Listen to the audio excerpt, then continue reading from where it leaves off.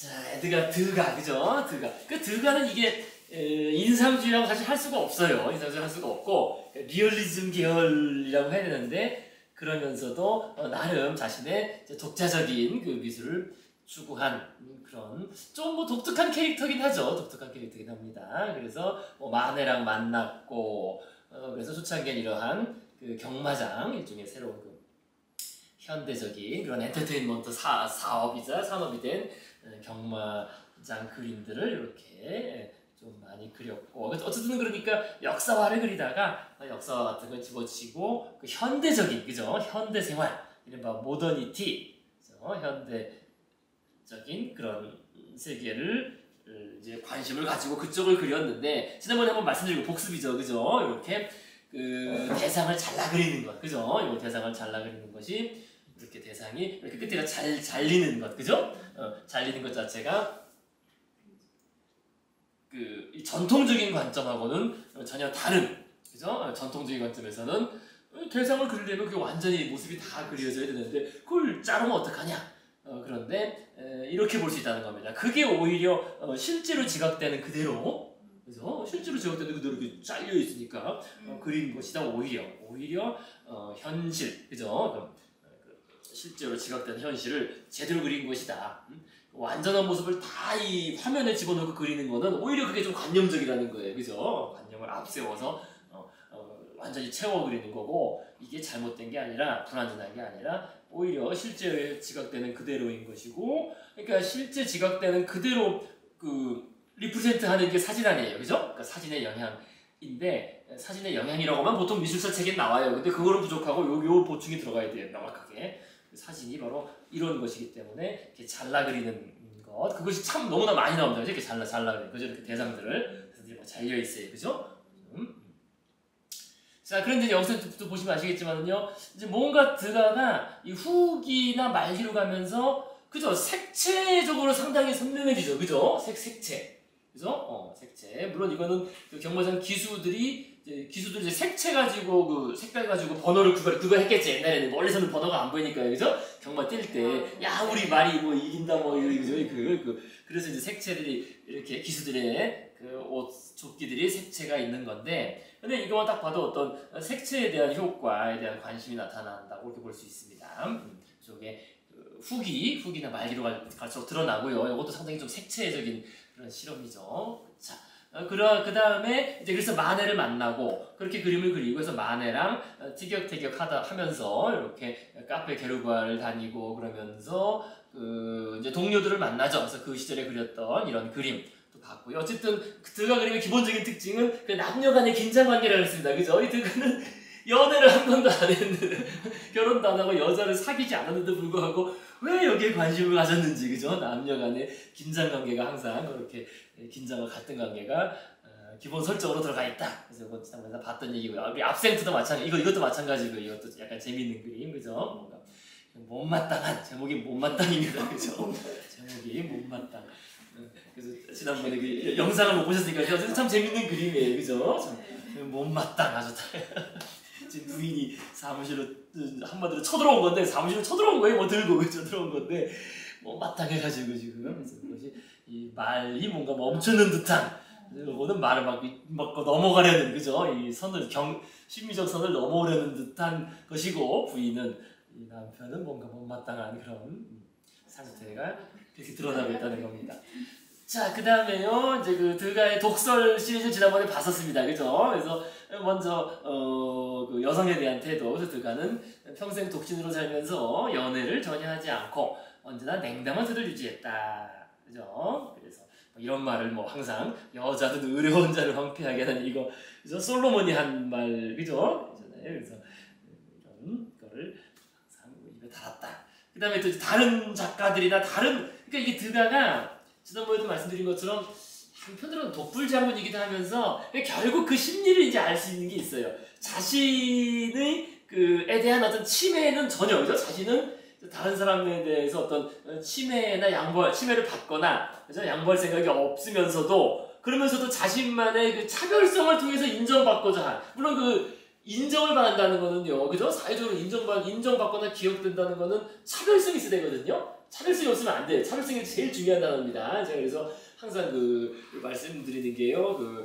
가치론의 세 가지 기본 개념이 있는데, 가치론, 그죠? 가치론의 기본 개념은 목적과 수단과 차이예요. 목적과 수단과 차이. 목적 수단은 우리가 한번 옛날에 했었죠, 그죠? 목적 수단, 그죠? 목적 수단이 가장 기본적인 개념이고, 그 다음에 차이가 더 근본적이죠. 차이. 그래서 차이라는 것은 가치론뿐만 아니라 이제 존재론적으로 가장 근본적인 개념이고, 어쨌든 그 차이를 뭔가 차이가 있어야 우리가 기억을 하잖아요, 그죠? 대성도 마찬가지입니다. 이 어떤 차이가 있어야만 이 선이란 이 차이가 있어야만 우리가 어떤 것을 인지하게 돼 있거든요. 그래서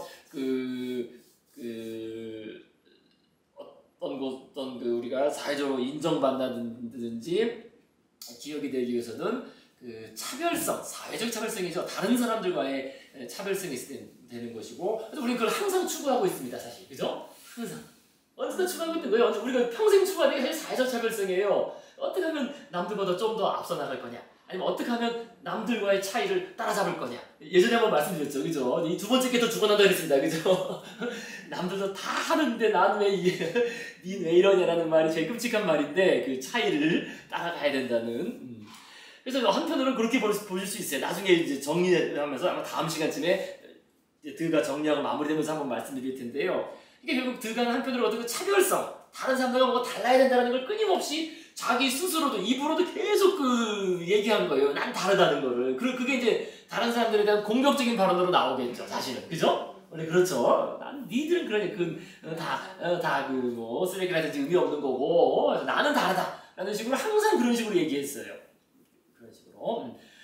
그래서 이제 만해에 대해서도 자기랑 비슷하게 현대성에 관심을 가지고, 오히려 사실은 만해가 드가보다 훨씬 전국구로 유명한 사람 아니에요. 유명하기로는, 그죠? 스캔들 때문에 풀바지의 점심이나 이런 거 올랭피아 등 때문에 훨씬 유명한 사람인데, 이제 항상 이런 식으로 쟤는, 그죠?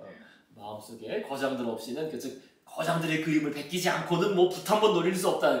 참 끔찍한 말이죠, 그죠?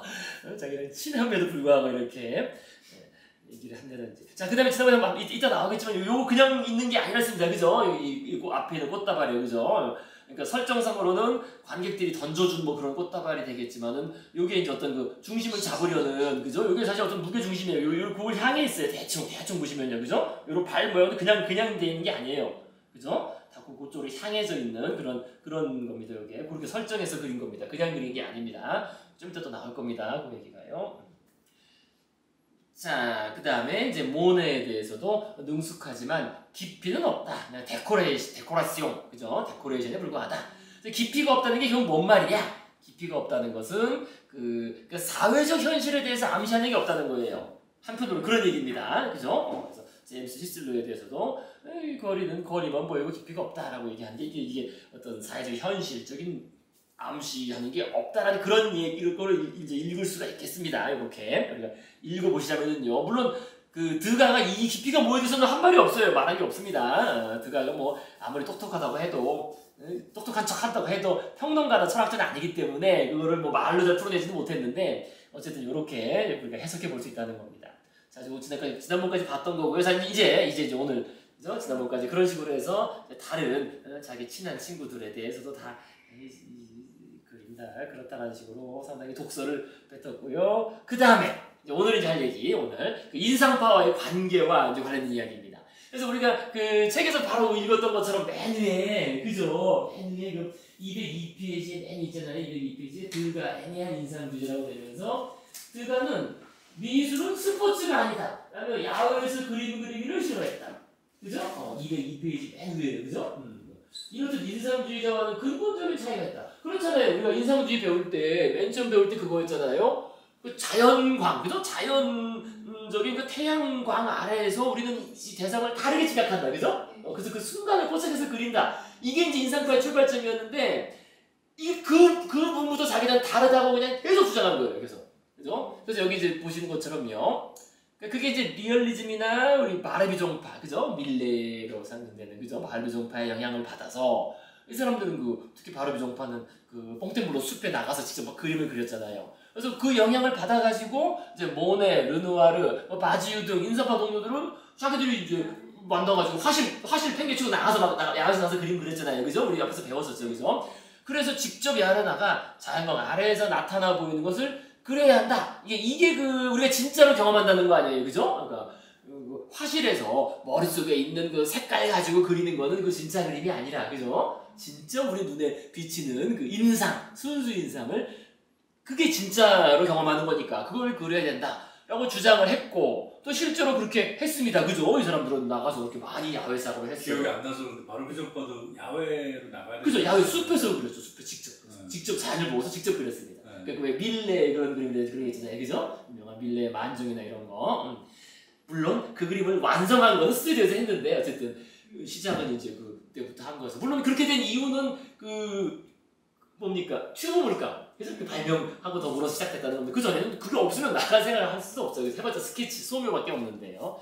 그래서 바르비 종판 밀레라든지 이런 코로 그런 사람들 실제로 그렇게 주장을 했고 그랬는데 뭡니까? 퐁테블로의 그 바르비종에 이제 아주 그 박물관도 있고 그렇다고 그때 보였습니다. 봤습니다.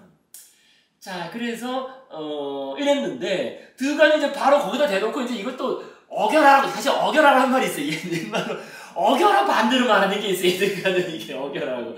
이 자기 친구들이 이런 거잖아요. 자기 친구들이 그죠? 맨날 카페에서 만든. 그랬더니 거꾸로 또 그죠? 야외에서 그리는 것에 대해 아주 거칠게 반대하면서 다음과 같이 말했습니다. 그래서 말을 전한 사람이 그 앙브로즈 볼라르예요. 우리 그 나왔었죠, 그죠? 우리 그 미술상, 그죠? 그래서 이 앙브로즈 볼라르가 이제 인상파 후기에 이렇게 사람들 돌아다니면서 그림을 하고 이 미술상한테 이렇게 얘기한 거야. 한마디로 말하면 다른 놈들은 또 다 쓰레기라는 거지. 이런 식으로 항상 말했어요. 자기만이 옳고 항상. 그러니까 결국 나중에 자기 진짜 혼자만 남게 된 거죠. 그래서 제가 야외에서 운동하는 사람들에 대해 어떻게 생각하는지 아시죠? 그러니까 야외에서 운동하는 사람들을 좋아하지 않았고 당연히 들어가 운동도 안 했어요. 그죠? 운동도 안 했고.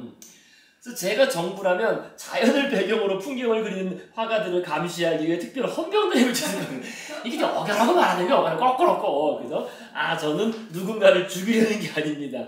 경고초 안에서 가끔 새총을 쏘는 것 뿐입니다. 그래서 그죠? 가끔 공포탄 쏴가지고 니들 빨리 들어가라 해서 그죠? 위협해가지고 못 그리게 할 거라고 이런 식으로 그죠? 자기 친구들이 직접 나가서 그렸는데 그거를 이렇게 또 어겨라고 말한 거예요. 그죠? 그래서 야외에서 그리는 그래서는 반대했다. 근데 이제 이게 뭐 야외에서 그림 그리는 걸 떠나서 우리가 이제 좋게 해석해 보자면은요, 이제 현실에 대한 관념이 달라서 그래요. 현실. 그러니까 자꾸 말씀드리지만 드가는 굳이 따지자면은 인상주의 계열보다는 이 꾸르베 쪽으로 이어지는 이게 리얼리스트 계열인데요. 리얼리스트 계열인데 그래서 드가는 결국 그 리얼리즘을 지어란 거예요. 리얼리즘. 그죠? 리얼리즘이 현실 아닙니까? 현실적인 걸 그려야 된다. 바로 현실, 눈앞에 보이는 현실. 근데 그 눈앞에 보인다는 게 실제로 눈에 보이지 않는 거예요. 우리가 항상 그래서 그 현실주의라는 단어가 크게 보면은 이중적인 의미가 있다고 말씀드렸습니다. 그죠? 우리가 리얼리즘이라는 단어가 그러니까 일반적인 리얼리즘, 그러니까 내추럴 리얼리즘이라는 것은 우리가 말 그대로 원근법이나 미켈안젤로나 이런 사람들이 했던 것처럼 그죠? 있는 그대로죠? 있는 그대로 어떤 조각을 만든다든지 초상을 그리는 이제 이게 우리가 전통적으로 추구해 왔던 리얼리즘이죠. 리얼리즘이라는 그런 의미의 인식적, 시각적 리얼리즘인 것이고 그 다음에 이 꾸르베로부터 시작된 리얼리즘 그러면서 이 리얼리즘이 지금 이 리얼리즘이 꽃을 피운 게 19세기 중후반의 소설이에요. 사실은 소설이고 그게 지금까지 이어지고 있는 거예요. 드라마, 영화가 다 리얼리즘 계열이에요. 기본적으로는. 그 드라마나 영화가 다 보여주는 게 뭡니까? 사회적인 현실 아니에요. 오징어 게임도 이건 좀 뭐 그죠? 그죠? 그러니까 사회 현실이 이렇다라는 것을 좀 우의적으로 그런 게임을 만들어서 보여주는 거잖아요. 그죠? 현대 사회 구조가 어떻다. 근데 사회 구조나 사회적 갈등, 사회적 감정 등은 이건 사실 눈에 보이지 않는 거죠. 그죠? 그래서 그건 분명히 생각하셔야 돼요. 그러니까 그 리얼리즘이 19세기 중후반이라는 건 그럼 그 전에는 리얼리즘 소설이나 이런 게 없느냐? 없다고 봐야 돼요. 기본적으로는. 그 전에는 어떤 신화나 뭐 중세 로망스, 그죠? 뭐 기사도 이야기, 뭐 그 다음에 우리나라로 따지면 뭐 춘향전 뭐 이런 게 있긴 있는데, 그러니까 거기에 나름대로 그 당시 현실이 담겨 있는데, 그러나 이 19세기 이후는 이제 사회가 다르잖아요. 이게 자본주의와 그죠? 민주주의 사회, 이른바 모더니티, 현대사회가 됐기 때문에 이 현대사회의 모습과 뭡니까? 구성 요소들을 가지고 재조합한 게 드라마가 되는 거죠. 드라마가 되고 소설이 되는 거죠. 그죠? 픽션으로 만드는 게 옛날하고는 다른 거죠. 자, 그래서 어쨌든 이 리얼리즘이 꽃을 피운 거는 미술은 아닙니다. 미술은 아니고, 미술에도 뭐 꾸르베니 이렇게 있었지만은 금방 사라들고 이러지. 어쨌든 꽃을 피운 것은 소설입니다. 소설. 그 다음에 이제 20세기 초 리얼리즘 시네마, 영화, 그죠? 영화, 연극, 리얼리즘 티어터, 리얼리즘 연극. 그게 이제 리얼리즘 계열에 온라게 쭈고. 그래서 그 사람들이 제일 좋아하는 거야, 사실. 사람들이 제일 많이 보는 게 이거잖아요. 사회 현실 아니에요. 그죠? 우리가 뭐 기생충 이런 영화를 봐도, 그 속에서 어떤 사회 현실을 읽어내려고 하는 거잖아요. 그죠? 다들. 자, 그래서 어쨌든 리얼리즘이라는 것이, 그러니까 좀 전에 말씀드린 것처럼 이 자연적인 현실을 뭔가 있는 그대로 드러내는 그런 거를 추구한 게 아니라는 거예요, 의미가. 그래서 리얼리즘의 의미를 일단 두루 구별해 보시고요. 드가는 사회적인 현실, 이건 진짜 우리 가시적인 눈으로, 육신의 눈으로 보이지 않는, 하지만 분명히 존재하는 사회, 구조, 사회적 갈등, 사회적 감정 같은 거. 이거 우리 압센트 같은 거 봐도 이제 이 현대 사회에 흐르는 사회적인 감정을 뭔가, 그죠? 담고 있다라는 그 얘기입니다. 그런 의미에서 리얼리즘이에요. 그러니까 리얼리즘은 많이 이제 의미를 좀, 그죠? 구분해서 이해할 수 있으시겠죠, 그죠? 리얼리즘. 그래서 사회적 리얼리즘하고 자연적 리얼리즘을 구별해 보실 필요가 있겠다. 그래서 어쨌든 드가는 리얼리즘을 주장했는데 이게 출발점부터 다른 거예요. 이 주변 동료들, 인상파 동료들은 이 자연적 현실을 추구한 거잖아요. 그래서 우리 실제 눈에 보이는 현실 있는 그대로, 시각적인 있는 그대로 그리겠다라는 게 인상파인데, 이 드가는 이거는 아니었던 거죠. 당초 출발점 자체가. 그죠? 사회적 현실을 그리겠다고 한 거니까요. 그래서 바로 이런 얘기가 나오는 거예요. 드가가 이제 한 말, 독설하고 비슷한 얘기입니다.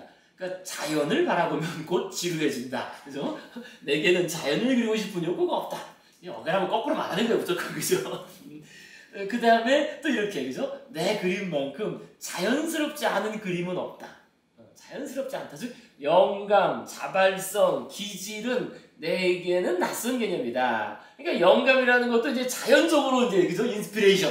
자연적으로 막 영감에서 솟아오른다든지. 아니면 자발성은 말 그대로 이제 자발적으로, 그죠? 자연적으로 솟아나는 거잖아요. 그죠? 그 다음에 기질도 마찬가지로 타고난 어떤 자연적 기질. 그죠? 이런 게 없다는 거예요, 나는. 나는 그런 거 없고, 다 치밀하게 의도된 것들이다. 그래서 화가는 같은 대상을 10번, 심지어 100번이라도 반복해서 그려야 된다. 그래서 즉흥적으로, 뭐 자발적으로, 어떤 기질적으로 그리는 거 없다. 그죠? 그래서 미술에서는 동작 하나라도 우연인 것은 없다. 라고 이렇게 말하고 있습니다. 그래서 요거는 실제로 드가가 실천하려고 노력을 한 거죠. 물론 노력을 한 겁니다. 모든 것을 치밀하게 의도돼서 구성하고 그리려고. 앵그르가 막 그리라고 어려서 앵그르가 이제 그런 얘기 했었죠. 앵그르는 선을 많이 그려라. 되도록 많은 선을 그려라. 라고 얘기한 거고요. 이제 여기에 이제 이 드가는 그 이제 그림 그린 스타일에 대한 얘기고, 이거는 특히 구성하고 연관된 얘기죠. 구성. 그죠? 미술에서는, 미술은 그냥 있는 걸 그대로 그린다. 이런 개념은 없다. 왜냐하면, 왜 이게 이유가 이제 나옵니다. 왜냐면 이 드가가 그리는 게 이거기 때문에 그래요, 이거. 사회 현실이기 때문에 그래요. 드가 어쨌든 목표를 하고 있는 게. 그러니까 자연적인 현실 대상을 그냥 그리겠다는 게 아니에요. 이러려면 그냥 있는 거 그대로 그려야 되겠죠. 근데 그게 아니라 목표가 사회 현실이니까 눈에 보이지 않는 거니까 그거를 포착하고 그려내기 위해서는 다 치밀하게 의도된 상태로 맞춰서 그려야 된다는 겁니다. 그래서 그 압센트라는 그림을 봐도 이것도 다 드가의 주문에서 이런 태도나 이 표정을 취한 거예요. 이게 그냥 그려진 게 아닙니다. 이게 압센트라는 것도 이것도 그냥 둘이 앉아있어라 이게 아니라 다 표정 같은 거를 드가가 다 실제로 연출해가지고 주문을 해서 그렇게 앉아있는 겁니다. 그래서 그린 거예요. 자, 그래서 여기 이제 다 같은 비슷한 얘기죠. 그러니까 그림은 범죄 행위와 다르지 않다. 뭐 범죄라는 게 아니라요. 치밀하게 의도됐다는 거예요. 의도. 범죄처럼 아주 속임수, 악의, 부도덕이 필요하다. 뭐 약간 거꾸로 말한 거지만 한마디로 의도라는 거예요. 의도. 그죠? 일부러 뒤틀리고, 그죠? 뭔가를 배신하고 사람 뒤통수를 치도록 다 의도된. 그래서 우연히 어떤 사고가 난 게 아니라 어떤 우연적인 사고, 원래 이제 범죄가 우연적인 사고를 빙자한 게 많잖아요. 하지만 우연적인 사고가 아니라 다 계산된, 의도됐다는 거예요. 따라서 이제 자연을 왜곡시키고 자연의 모습에 다른 것을 덧붙여라. 그러니까 거꾸로 말하는 거죠. 항상 어결하고, 그죠? 이들가는 뭔가 항상 어결하라고 자기 친구들하고 반대로 말하는데, 근데 요건 어쨌든 드가가 평생 노력한 겁니다. 그리고 우리가 드가 그림을 오늘 이제 그런 그림들을 좀 보실 거예요. 이게 다 그냥 그린 게 아니라 치밀하게 의도된 계산된 것들이다라는 거, 그런 걸 좀 보시겠습니다. 오늘 저 그림 샘플들을요. 자, 그래서요 드가는 그래서 이제 뭐 드가는 이제 그렇게 당연히 그렇게 되겠죠. 다른 인상주의 동료들과는 달리 야외 햇빛 속에서 작업하는 것을 좋아하지 않았으며, 그렇다고 아예 하는 건 아닌데 또 마네랑 친했잖아요. 그래서 마네도 이제 드가 데리고 나가서 야외 돌아다니면서 그림을 그렸어요. 그림을 그려서 아예 하는 건 아닌데 밖에서 뭐 그림을 완성하거나 이러진 않았고 다 그런 것을 램프가 있는 것 같은 인공조명에는 실루엣으로 그렸다. 그래서 그는 그러니까 그림을 그냥 함부로 그리는 게 없다는 거예요. 그러니까 어떤 아무런 구상이나 연구 없이 자연 속에서 즉흥적으로 그냥 보고서 즉흥적으로 그리는 거, 이건 이런 건 없다. 그래서 거장들의 작품 연구를 하고 대상에 대해서 꼼꼼히 관찰하고 또 생각을 한 뒤에 작업실에서 기억교전해서 작업을 해서 완성을 주로 했다는 겁니다. 그런데 이제 그때도 말씀드린 것처럼 미완성이 많아요. 그래서 미완성, 한 절반 정도 거의 미완성작들입니다. 완전히 완성되지 않은. 그런데 어쨌든 앞에 독설이나 이 뒤에 그 실제 행동을 보면은요, 제가 여기 이렇게 평을 달아놨는데요. 그러니까 드가가 남긴 말들에는 자신과 다른 관점들에 대해 아주 그냥 깔아뭉개면서, 그죠? 비하하는 식으로 억지스럽게 반대로 맞춰 말할 거 아니, 말을 어거라고 이렇게 하면서 꼭 반대로, 그죠? 반대로 어거지로 이제 반대로 이렇게 말한 것들이 사실 많아 보인다는 겁니다. 그게 왜 그러냐? 그러니까 나는 다르다는 그 차별성을 드러내는 의도라는 거예요, 사실은. 이게 드가가 한편으로 참 그게 너무나 강했다는 겁니다. 한 다르다는 거를 드러내려고 조그마한 것도 크게 막 뻥 튀기는 거죠. 그죠? 조그만 차이도 정 반대로 말함으로써.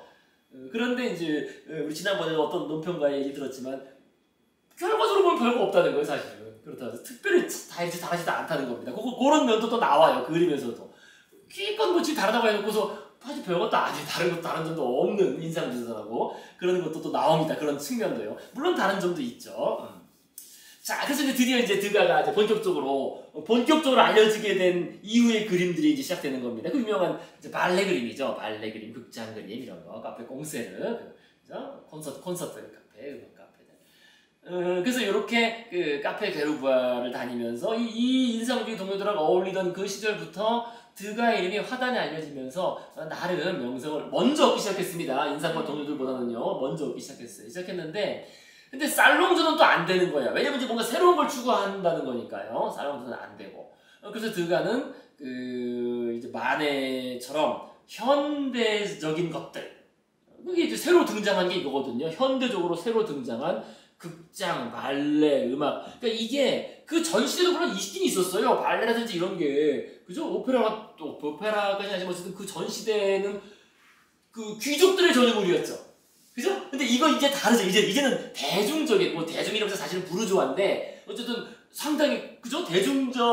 대중화된, 그런 형태로는 이제 최초라는 거예요. 오늘날에 이제 우리 문화산업에 해당하는 거죠. 그죠? 그 전에 귀족들만의 것이 아니라, 문화산업에 해당하는 그런 것이 형성된 거거든요. 그게 이른바 현대성으로 형성되었고, 현대적 특성을 가지고, 그래서 극장, 발레, 음악, 카페 콘서트 등의 관심을 가지고 이것들을 소재로 작업을 하기 시작하게 됐습니다. 그러면서 이거를 결국 유명해진 거죠, 드가가.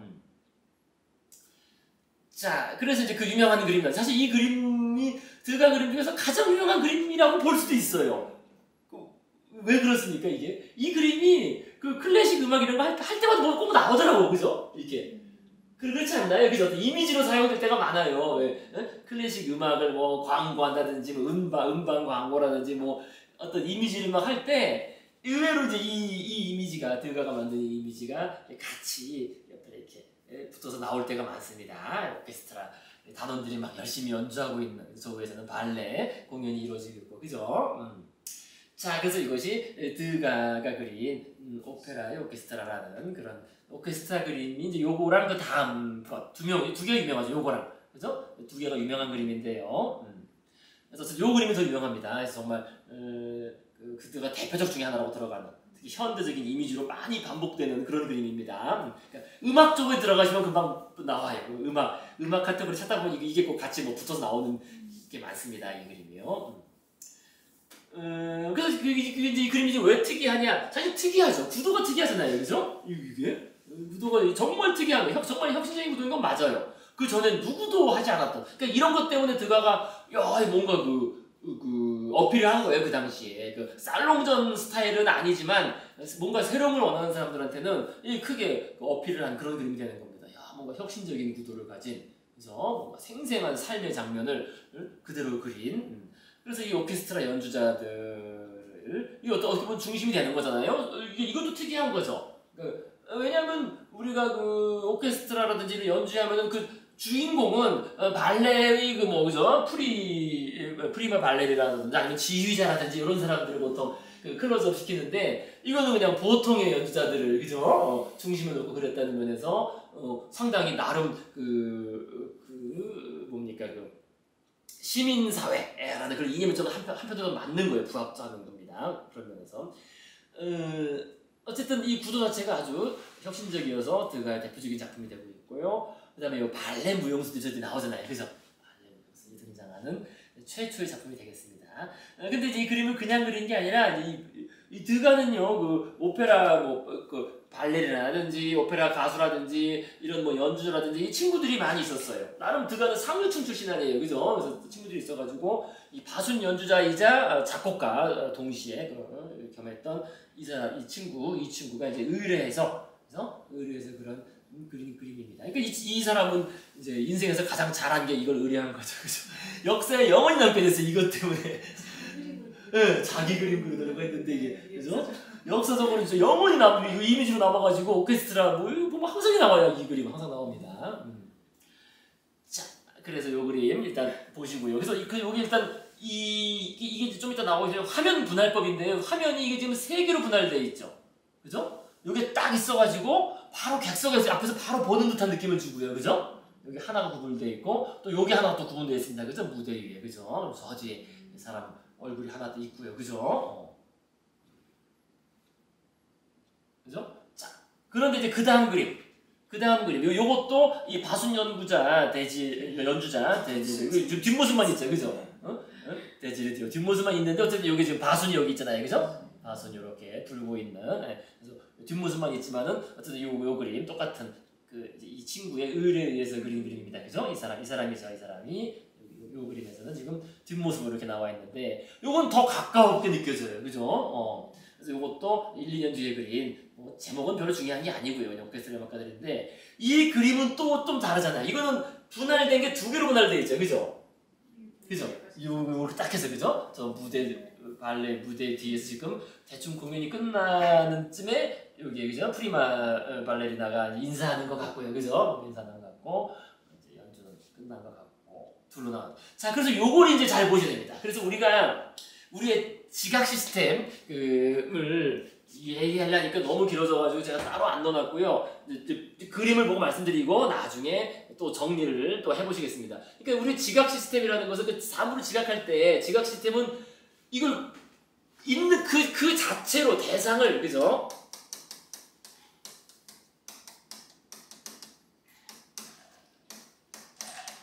대상을 그 자체로 지각하지는 않죠, 그죠? 반드시 어떻게 됩니까? 대상과 그 옆에 있는, 그죠? 주변 상황을 같이 보게 되어 있습니다. 항상 우리 대상의 어떤 맥락, 아니면 주변 그 상황, 아니면 주변 그 조건들을 주변의 조건들을 그 함께 인지한다는 거예요. 그래서 우리가 유명한 그 실험이 있습니다. 요거, 그죠? 이렇게 돼가지고 이렇게 반으로 나누면은 이쪽하고 길이가 똑같이 보이잖아요. 그런데 여기다가 이렇게 하면 어떻게 돼요? 이렇게 하면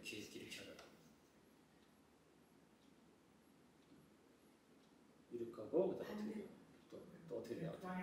그죠? 이렇게 되나? 그죠? 이렇게 하면 이렇게 하는 거 이거 하는 거죠, 그죠? 이렇게 하면 어떻게 돼요? 이쪽이 길어 보이잖아요, 그죠? 우리는 그 지각을 할 때, 그죠? 어떤 사물, 대상을 그 자체로 하지 않고 같이 집어넣어가지고, 그죠? 요 화살표 방향 때문에 이게 더 늘어나 보이고, 이게 더 줄어 보이고, 그죠? 이게 비교할 때. 요게 이제 그 기본적인 그 심리적인 우리 지각, 그죠? 지각의 그 특성이거든요. 그러니까 대상을 그 자체로 지각하지 않고 이 맥락과 조건을 같이 집어넣어서 지각한다는. 그래서 아까도 우리 보셨던 것처럼, 그죠? 그 그림이 잘려 있으면 어떻게 본다고요? 잘려 있으면, 그죠? 가까이. 아까 어디 갔지? 아까 앞이었나? 그죠? 그죠? 지금 저기 갔구나. 그죠? 대상이 이게 잘려 있으면 어떻게 된다? 대상이 잘려 있으면, 그죠? 대상과의 거리를 조금 더 가깝게 느끼도록, 그죠? 그러니까 대상을, 그죠? 대상이 잘린 대상과 잘리지 않은 대상을 딱 놓고 봤을 때 잘린 것을 좀 더 가깝게 느낀다는 거예요, 그죠? 잘려 있는 것을 왜냐하면 잘려 있는 게 우리가 좀 더 가까우면 이게 다 안 보이고 반만 보이니까, 그죠? 그래서 그것도 전체를 대상을 그 자체를 조각하는 게 아니라 주변 상황과 같이 결합시켜서 그걸 인지한다는 겁니다. 거리가 약간 가깝고 멀고 이렇게 잘려 있으면은 조금 더 가깝게, 그죠? 대상과 좀 더 가깝게 이렇게 느끼도록 한다. 이런 기본적인 원리예요. 마찬가지로 지금 이것도 좀 그렇다는 겁니다. 지금 우리가 본 그 오케스트라 그림도 이 앞 그림과 이 그림이 달라요. 그죠? 이 화면 분할이 다르다는 거예요. 화면 분할한 게. 그래서 드가의 그림에서 이런 얘기 좀 많이 하실 겁니다. 이렇게 이거 보시면요. 이게 드가의 화면 분할 기법이 이게 잘 학습하기 좋은 또 이제 거기도 해요. 이 드가 이 그림들이 이런 것을.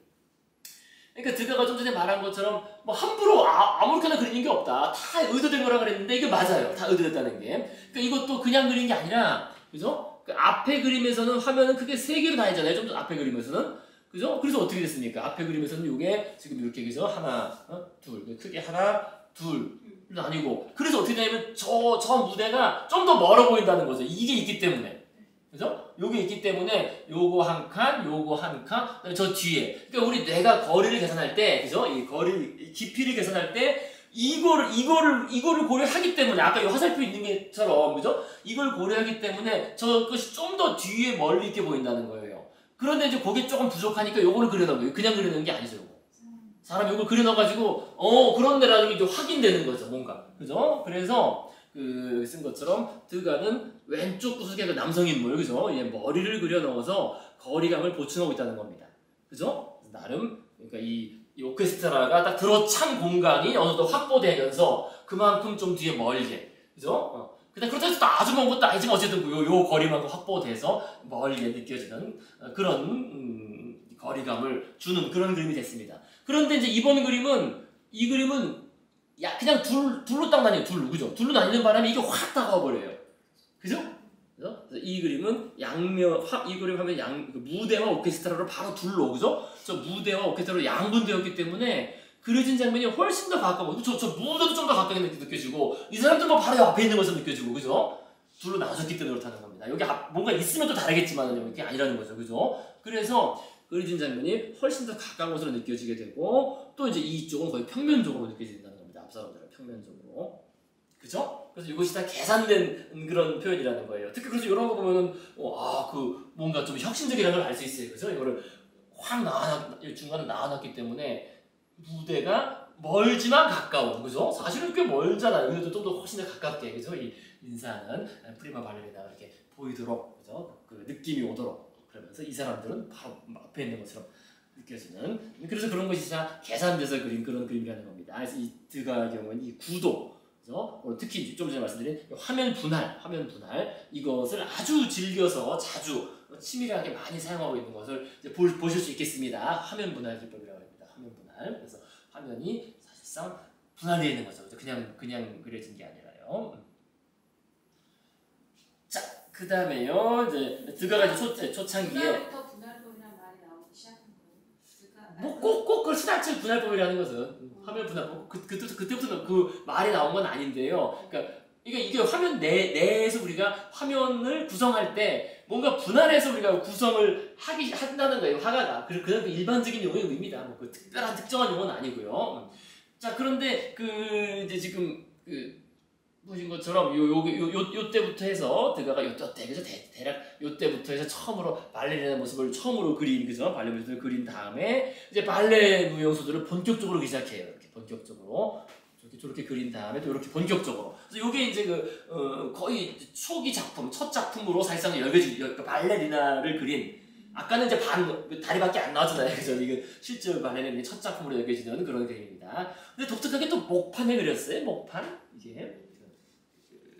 캔버스에 그린 게 아니라, 목판이기 때문에 좀 찌그러져, 여기 좀 이렇게 깨져 있지 않나? 그죠? 깨졌죠. 목판이라서. 자, 지금 예. 왜 발레리나 하면 딱 그거 하잖아요. 예. 근데 그 당시에는 예. 발레리나랑 다른 화가들은 그리질 않았었나? 그 당시 다른 화가들이 당연히 왜 안 그렸겠습니까? 그렸겠죠. 차별성들이 예. 당연히 그 당시 이제 화가들도 발레리나를 당연히 그렸는데 그리고 사진 찍고 그게 다 예쁘게 찍는 거죠. 예쁘고 이제 개인 초상화 사진 같은 거 다 예쁘게 많이 남아 있어요. 그런 거 당연히 있죠. 그런 거는 그죠? 그런데 이제 우리가 미술사적으로 평가를 가지고 살아남은 건 어떻게 보면 좀 드가겠죠. 저거랑 똑같아요. 아카데미 그림들이 예쁜 뭐 여성 나체 그림 많은데 미술사 책에는 안 나오잖아요. 실제로 많이 그렸지만은 그죠? 그런 맥락으로 보시면 되죠. 그 발레리나를 예쁘게 그 당시 그런 장면들을 뭐 사진도 찍고 그때 사진이 있었으니까 그죠? 사진도 찍고 한 게 많이 있지만은 그게 특별한 어떤 그죠 미술사적인 의미를 가지고 그 미술사책에 나오지는 않는다는 겁니다. 한편으로는요. 그래서 이제 이런 그러면서 드가가 성공하긴 한 거죠. 그 차별성이죠. 그러니까 남들이 그리는 발레리나 그림이 아닌 발레리나 그림이니까. 그죠? 이상하게 뭐그 동상도 있고 그다음에 그러니까 드가가 그래서 말했잖아. 그러니까 그게 차별성이에요. 미술이란 누군가의 마음에 들 못 들어서는 안 된다. 그래서 대부분의 애들은 못생기기 때문이다. 이게 뭔가 다른 사람들은 다 발레리나 하면 뭐 예쁘게, 그죠? 아름답게 뭐 이렇게 그리거나 사진 찍는 것들은 너무나 많으니까 흔하다는 거는 차별성이 없다는 거예요. 흔하다는 것은 그죠? 그래서 자신은 그 차별성으로 간 거예요. 차별성으로. 한편으로는 그 차별성의 친구가 그 드가의 이름을 남게 하긴 한 거죠. 그죠? 반면 이제 르누아르는 그것을 예쁜 것 중에서 제일 예쁘게 그린 거죠. 그죠? 더 환상적으로 그린 것이고. 그래서 남은 거 한편으로 그런 차별성인 거고요. 좀 더 다르겠죠. 물론 발레리나 그림은 아니지만 르누아르는요. 자, 그래서 이게 초창기 그림인데요. 이것 같은 경우는 보시면요. 이거라든지 그다음에 지난번에 말씀드렸습니다. 그죠? 또 초창기 그림 중에도 이것도 유명한 그림이에요. 그죠? 그림. 그래서 요거랑 요거를 딱 보시면 이제 지난번에 요거 말씀드렸습니다. 그래서 요 그림. 이 그림도 그냥 그려진 게 아니라, 그러니까 이게 이런 게 이제 화면과 분할이 나름 개선된 화면 분할이라는 거예요. 이 기둥 같은 게 그냥 그려진 게 아니라 나름, 그죠? 그래서 이걸 기둥을 중심으로 해서 뭔가 좀 이게 그룹이 져 있어요, 그죠? 그룹이 져 있습니다. 그리고 여기서는 화면 분할 자체가 중요한 건 아니지만 어쨌든 요게 그냥 그려진 게 아니라 그때도 말씀드렸죠, 그죠? 그죠?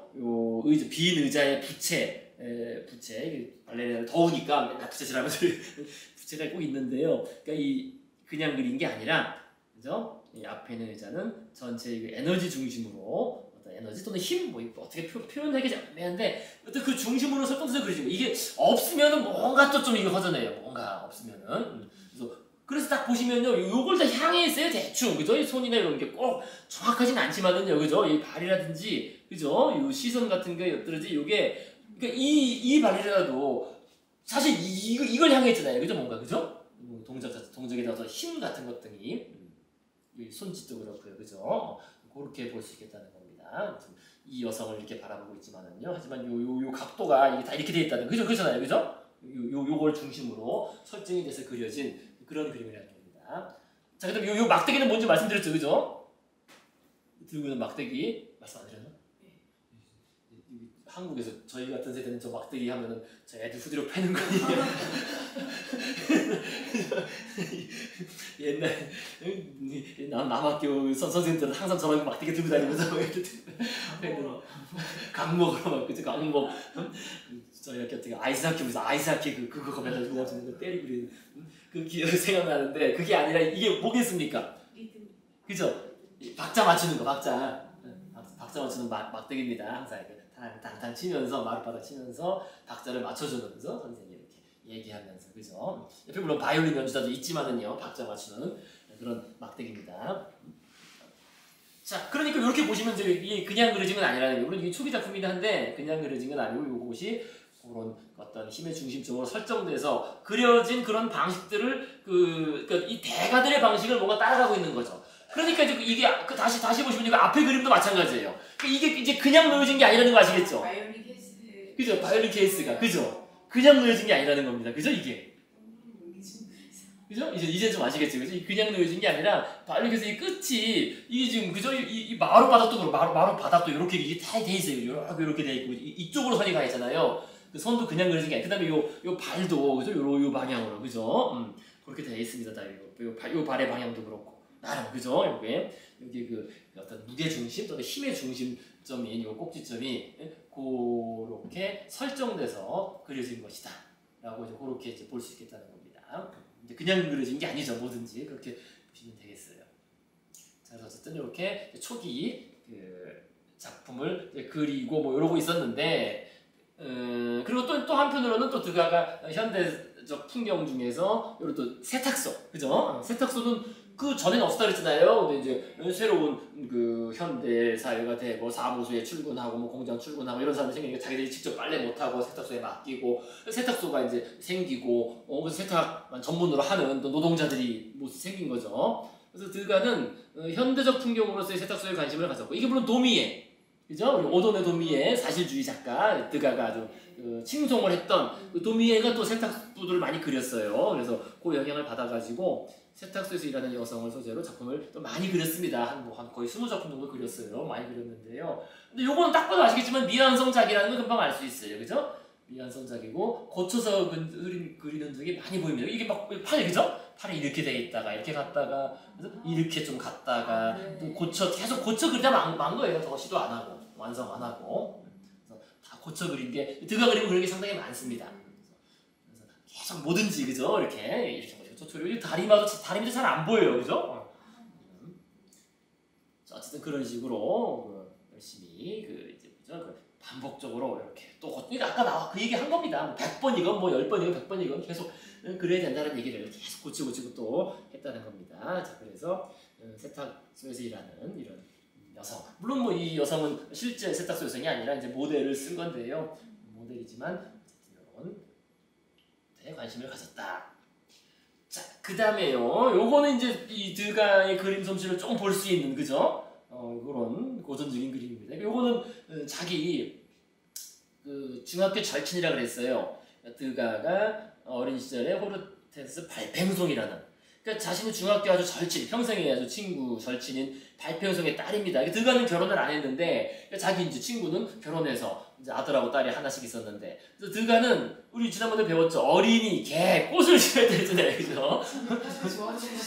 그죠? 남들이 좋아하는 걸 다 싫어서 개 어린이 개 꽃을 싫어했는데 이게 사실 어게라고 사실 어게라고 거꾸로 말하는 거예요. 근데 이 아이는 자기 그 친딸처럼 매우 아꼈다, 매우 귀여워했다고 합니다. 그래서 후일 이 아이가 이제 20살쯤 돼서 결혼할 때 식장에서 또 청소밖에 더 늦고 그랬다고 했죠. 이건 아주 웃기고 있는데요, 어쨌든. 그래서 이 아이도 자주 등장합니다. 근데 이것도 미완성작이에요.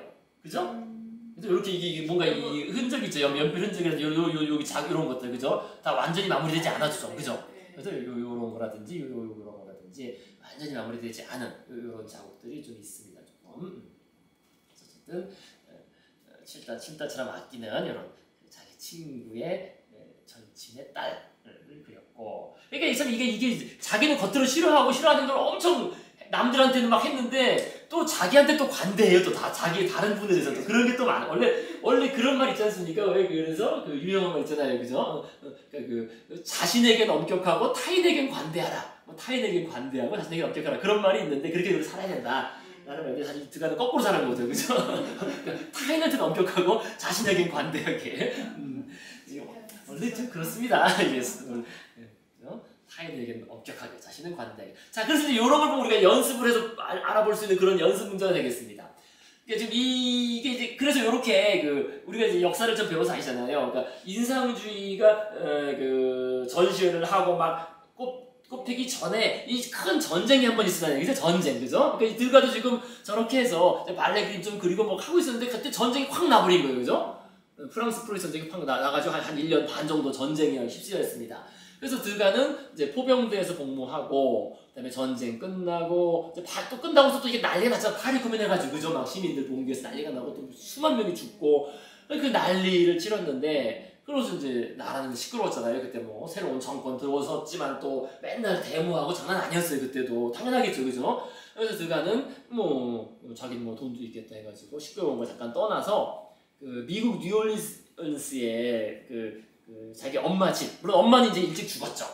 엄마는 죽었지만 자기 그 삼촌들, 외삼촌들하고 외삼촌들하고 그 외할아버지 뭡니까 그래서 외할아버지 쪽에 아주 잘 사는 미국 뉴올리언스에 먼저 정착해서 뭐 멕시코 은광 사업하고 또 목화 이제 교역을 했죠. 목화 교역을 해서 돈을 많이 버는 부유한 집안이었으니까요. 미국 뉴올리언스를 이제 방문을 합니다. 그죠? 이제 또 미국도 이제 한참 더 산업혁명이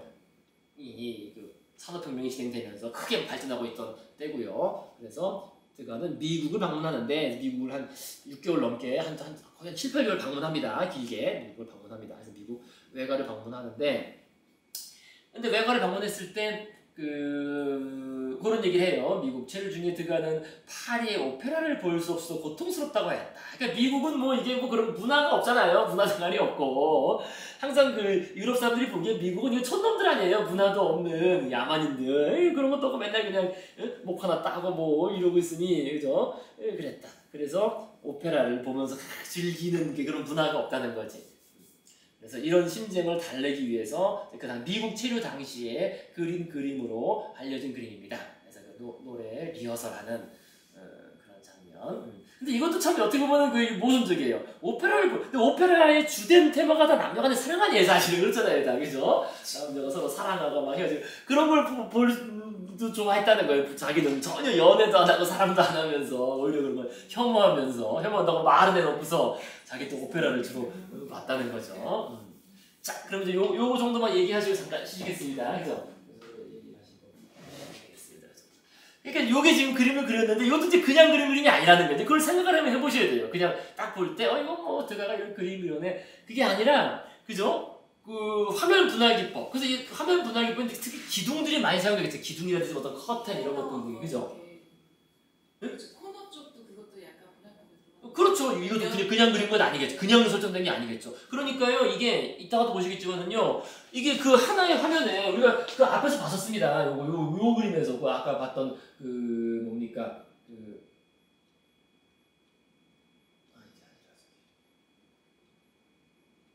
이것도 그냥 그린 게 아니라 그랬어요. 그 뭡니까 남녀간의 못마땅한 이 그림도 그냥 그린 게 아니라 이 화면 안에 이 뒤에 있는 그림 안에 얼굴 둘이 같이 들어가 있다는 거 어쨌든 간에 그게 중요한 포인트예요. 그죠? 이 여성의 얼굴이 만약에 이 바깥에 여기 있다면 이거 달라요. 좀 감정이 다르게 느껴져요. 그죠? 안에 들어와 있기 때문에 그죠? 이 하나의 화면 안쪽에 들어와 있기 때문에 이것이 둘이 같이 부딪히는 게 더 잘 보인다는 거죠. 그죠? 둘이 직접적인 좀 연관. 이게 화면이 분할된 안쪽에 들어가 있는 거잖아요. 그죠? 두 사람 얼굴이 한꺼번에. 그죠? 그러니까 지금 이 그림도 마찬가지로요. 그죠? 이 그림도 지금 이것도 이게 지금 어떤 오페라 같은 그런 어떤 장면을 연습하는 거잖아요. 그죠? 리허설이니까. 그죠? 그러니까 지금 이쪽 이제 가수가 막 뭐 노래 부르면서 막 하고 여기는 안 돼 막 뭐 이런 거 그죠? 서로 뭔가 감정적인 그런 이제 오페라 대사 하면서 이렇게 하고 있는 건데 그러니까 이걸 생각해 보시면 이거 이제 피아노 반주자고 이게 지금 이 기둥하고 이걸 분할되어 있는데 이 둘이 같이 이 한 화면에 들어가 있다는 거예요. 그죠? 그러니까 둘이 같은 공간에서 뭔가 부딪히는 게 잘 보인다는 거죠. 이 감정적인 그죠? 만약에 여기에 기둥이 있으면 다르죠 완전 얘기가. 그죠? 이게 이렇게 돼 있다면은 그죠? 이 문 기둥과 인물의 위치가 이게 문 기둥이 이렇게 되어 있다면은 이게 좀 떨어져 보여요 벌써. 그죠? 떨어져서 감정적으로 뭔가 바로 부딪히는 것처럼 느끼지 않는다는 거예요. 그 다음에 이쪽 여성은 이제 뭔가 이제 좀 약간 공격적인 뭔가 하는 태도를 취하고 있고 이쪽은 약간 방어적인 태도를 취하고 있는데 근데 이것도 그냥 그린 게 아니라는 거죠. 이 문 기둥이 좀 붙여 그린 거죠. 그죠? 좀 더 몰려서 붙여진 그죠? 수세에 있다는 뭐 그런 듯한 이게 좀 더 느껴지도록 그죠? 이렇게 그래서 이 인물의 위치를 그렇다고 한가운데 그린 것도 아니고 그죠? 이 분할된 하나의 화면 속에 같이 집어넣었지만 이 여성은 좀 더 이 문 쪽에 이렇게 붙여서 그림으로써 그래서 감정적인 그래서 밀고 당김 어떤 밀림 같은 것을 좀 더 부각시키도록 그렇게 그렸다는 겁니다. 다 그래서 이런 것들이 다 계산돼서 그렸다는 겁니다. 그냥 그린 게 아니라요. 그죠? 좀 보이시겠죠? 그렇게 그죠? 그렇게 읽으시면 되겠습니다. 그다음에 물론 이 남성은 화면의 다른 쪽에 있는 거니까요. 아무리 쳐다보고 있어도 분명히 이제 다르다는 게 느껴지죠. 감정적으로 다른 그죠? 사람이라고 느껴지겠습니다. 자, 그래서 요게 이제 그런 연습 문제가 되시겠습니다. 그냥 그린 게 아니라는 거예요. 그죠? 이런 위치 같은 게 그죠? 그러니까 우리가 있는 대로 보고 있는 장면 보고 그냥 그린 게 아니라는 거예요. 그런 의미에서 드가가 그죠? 아까 한 말 그죠? 원래 이렇게 서 있어가지고 이렇게 그린 게 아니라 이거 다 계산해서 그래서 계산해서 그린 거라고. 이 녀석 이로 나가 있는 것도 아니고 이쪽으로 들어와 있고 이 화면 분할된 화면 안쪽에 그죠? 자 그렇게 보실 수 있겠습니다. 자 그래서 부지런히 해서 마무리하시겠습니다. 그러니까 이제 드가가 그 나름 그 사실주의적 요건 이제 그 자연주의적인 의미에서 그죠? 자연적인 의미에서 리얼리즘적인 있는 그대로 그린다. 그러니까 이런 그림을 또 못 그리는 것도 아니에요. 마음먹고 그리면 나름 그죠? 진짜랑 비슷하게 좀 그린 거 아니에요? 물론 그런 이유는 있어요. 그러니까 자기가 미국으로 갔는데 미국 사람들은 뭐 그림 볼 줄 모르잖아. 이 미국 촌놈들 막말로 미국은 문화 볼못이고 촌놈들이니까 좀 있는 그대로 좀 이렇게 그려주면 좋아한다는 거예요. 할 걸 생각한 거야. 나름 그죠? 새로운 스타일의 그림이 아니라 그래서 여기 쓴 것처럼 아까 그 드가가 그 전쟁 끝나고 혼란한 틈에 잠시 미국 외가에 갔는데 외가에 이제 자기 그 외삼촌 이 사람이 외삼촌입니다. 드가 외삼촌이 이렇게 큰 면화 그 거래를 하는 그런 사람이고요. 여기는 자기 사촌 그죠? 사촌이고 그 다음에 실제로 드가 동생들도 남동생 중에 2명은 또 여기 이 밑에 이 삼촌 밑에서 같이 일했어요. 같이 그 정도로 크게 면화 거래를 한 거죠. 미국 남부에 면화 거래를 하는 그런 그 사업을 했습니다. 그래서 드가가 거기 가서 그 사무소를 그린 이것도 나름 드가의 대표작 중에 하나로 들어가는 작품입니다. 나름. 근데 이것도 마찬가지로 그림이 아까 말씀하신 것처럼 이렇게 다 칸이 되어 있는데 실제 그 사무소의 그것기도 하지만 또 그 나름 그 인물을 그려 넣을 때 또 계산상으로 그려 넣은 거죠. 그런 식으로 그죠? 칸을 달리해서 저기 쓴 것처럼 우리 앞에서 봤잖아요. 드가 그림의 기본적인 특징 이 만의 그림하고 똑같다는 거 그죠? 인물들 사이에 어떤 친밀한 상호작용은 없다는 거예요. 그죠? 거의 그리고 이거는 다 각자 다른 일을 하고 있어요 사실은 그죠? 이렇게 뭐 대화하는 것 같지만 뭐 마주보는 것도 아니고 다 그냥 딱 봐도 한눈에 그냥 사무적인 그 상호작용에 불과한 그리고 또 저 뒤에 사람 다 따로따로 있어요 다 그죠? 따로따로 있는 그런 그래서 각자 일을 수행하고 있는 그런 식의 현대적인 풍경이죠. 그러니까 이게 오늘날에 우리는 익숙한데요. 오늘날에 우리는 왜냐면 이런 데서 맨날 근무하고 일하니까 익숙한데 그 전 시대에서 넘어온 사람들이 익숙하지 않다는 거예요. 그걸 생각하셔야 돼요, 그죠? 그 전 시대에서 넘어온 사람들은 그 전 시대에는 일할 때 같이 막 그냥 농담하고 막 왕장 이렇게 시끌벅적하게 같이 어울리면서 상호작용하면서 일하는 거였잖아요. 그 전 시대에는. 근데 이게 그게 아닌 거예요, 이제는. 그죠? 그러니까 당장 공장만 봐도 옛날에도 물론 그 공장이라는 게 있었죠. 공방. 근데 공방에서 뭘 만들 때는 그냥 같이 일하는 거잖아요. 같이 쉽게 말하면 우리 그 시골 아주머니들이 모여서 뭡니까 이런 뭐 뜨개질이나 이런 거 바느질 같은 거 납품할 때도 막 떠들면서 뭐 하고 하잖아요. 음식 먹고 뭐 그런 식으로 옛날에 일을 했는데 여기 그 산업화가 되면서 어떻게 됐습니까? 각자 자신의 일만 하는 거잖아요. 그죠? 컨베이어 벨트 앞에서 그죠? 옆사람하고 상호작용 없이 그러니까 같이 일하지만 전혀 같이 일하지 않는 그죠? 상호작용 없는 그러니까 그런 거로 이해하시면 되겠습니다. 그러니까 오늘날의 우리한테는 이게 너무나 익숙한 일상이지만 그 전 시대에서 넘어온 사람들한테는 이게 말 그대로 새로운 그죠? 새로운 풍경이라는 거예요. 새로운 풍속이죠. 새로운 풍속화 그죠? 새로운 사회적인 모습이라는 겁니다. 자, 그래서 어쨌든 선생님 저기 사실주의적 스타일이라고 하신 그거는 앞전에 나왔던 그렇죠. 리얼리즘 그러니까 그 사회적 리얼리즘이 아니라 있는 그대로 그린다는 의미에서 이렇게 표정이나 그죠? 이런 그 주름살 같은 것도 있는 그대로 뭔가 묘사를 했어요, 그죠? 요 그림은 드가의 다른 그림하고 좀 다르죠, 확실히 그죠? 좀 더 그러니까 우리가 전통적인 의미의 그 사실주의죠, 그죠? 있는 그대로 그린다는 있는 그대로 표현한다는 의미의 그죠? 그런 의미의 사실주의 그렇게 제가 써놓은 겁니다. 인상주의 전시회는 인상주의 작품만 올리는 게 아닌가 봐요. 그 인상주의 전시회는 자기들의 뭡니까 그 조합을 만들어서 한 거거든요. 그러니까 조합에 가입한 사람들은 할 수 있는 거죠. 그러니까 드가는 이게 스타일이 다른데 이걸 막 자꾸 한 거예요. 그래서 이때 얘기 나옵니다. 그래서 그게 드가는 자기가 계속 그때도 인상주의자가 아니라는 거였어요. 스스로도 그러니까 그것도 이제 억울하고 한 건데서 뭐 사실 인상주의자가 아니긴 했어요. 한편으로 어떻게 보면은요. 전시회 이름이 인상주의 전시회예요? 그러니까 인상주의 전시회라고 붙은 건 이제 3회부터죠. 1회나 2회는 전시회 이름이 없었고요. 그냥 뭐 무명 작가 전시회 이랬었는데 3회 때 인상주의 전시회가 붙었고 4회 때는 이제 이따가 한번 나옵니다. 지난번에 한번 했었는데 복습을 이제 했었는데 이따 다시 그 명칭 얘기도 나옵니다.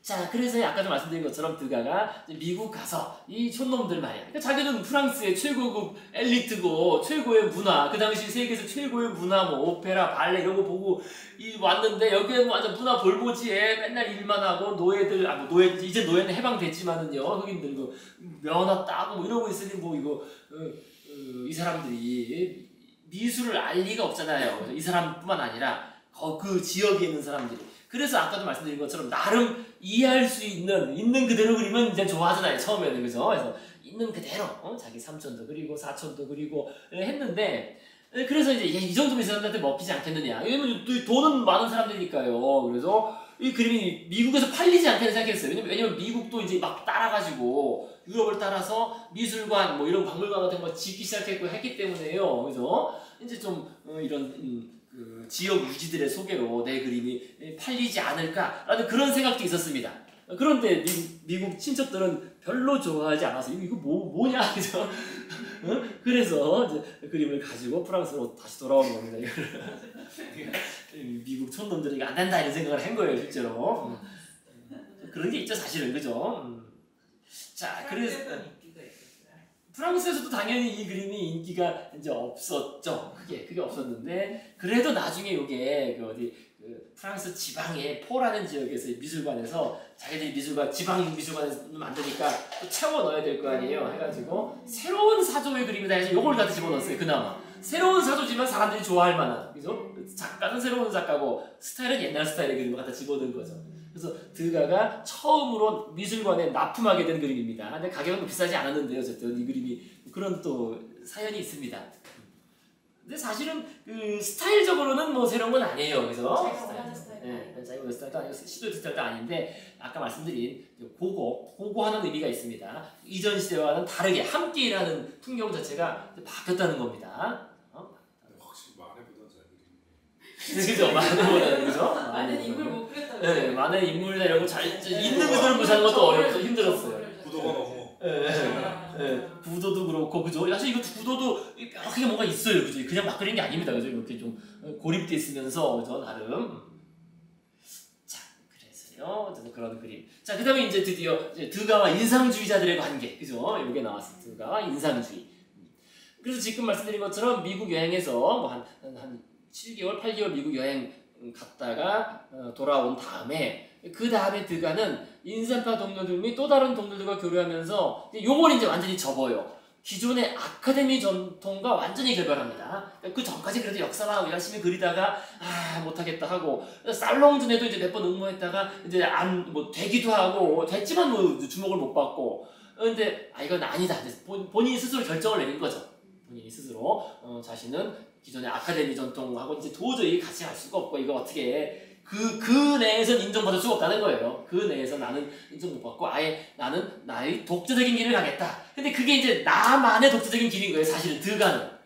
인상주의 파들하고는 달라요. 인상파 동료들은 우리가 함께 가는 길이잖아요. 우리가 함께 가는 길을 해서 뭉친 거잖아요. 이 사람들은. 근데 드가는 나만의 길인 거예요. 나만의 길. 그게 달라요. 나만의 길. 그런데 이게 같이 만해 때문에 만해를 연결고리를 해서 드가가 만해를 이 사람들을 만난 거기 때문에 드가가 이 사람들을 이용하는 거지.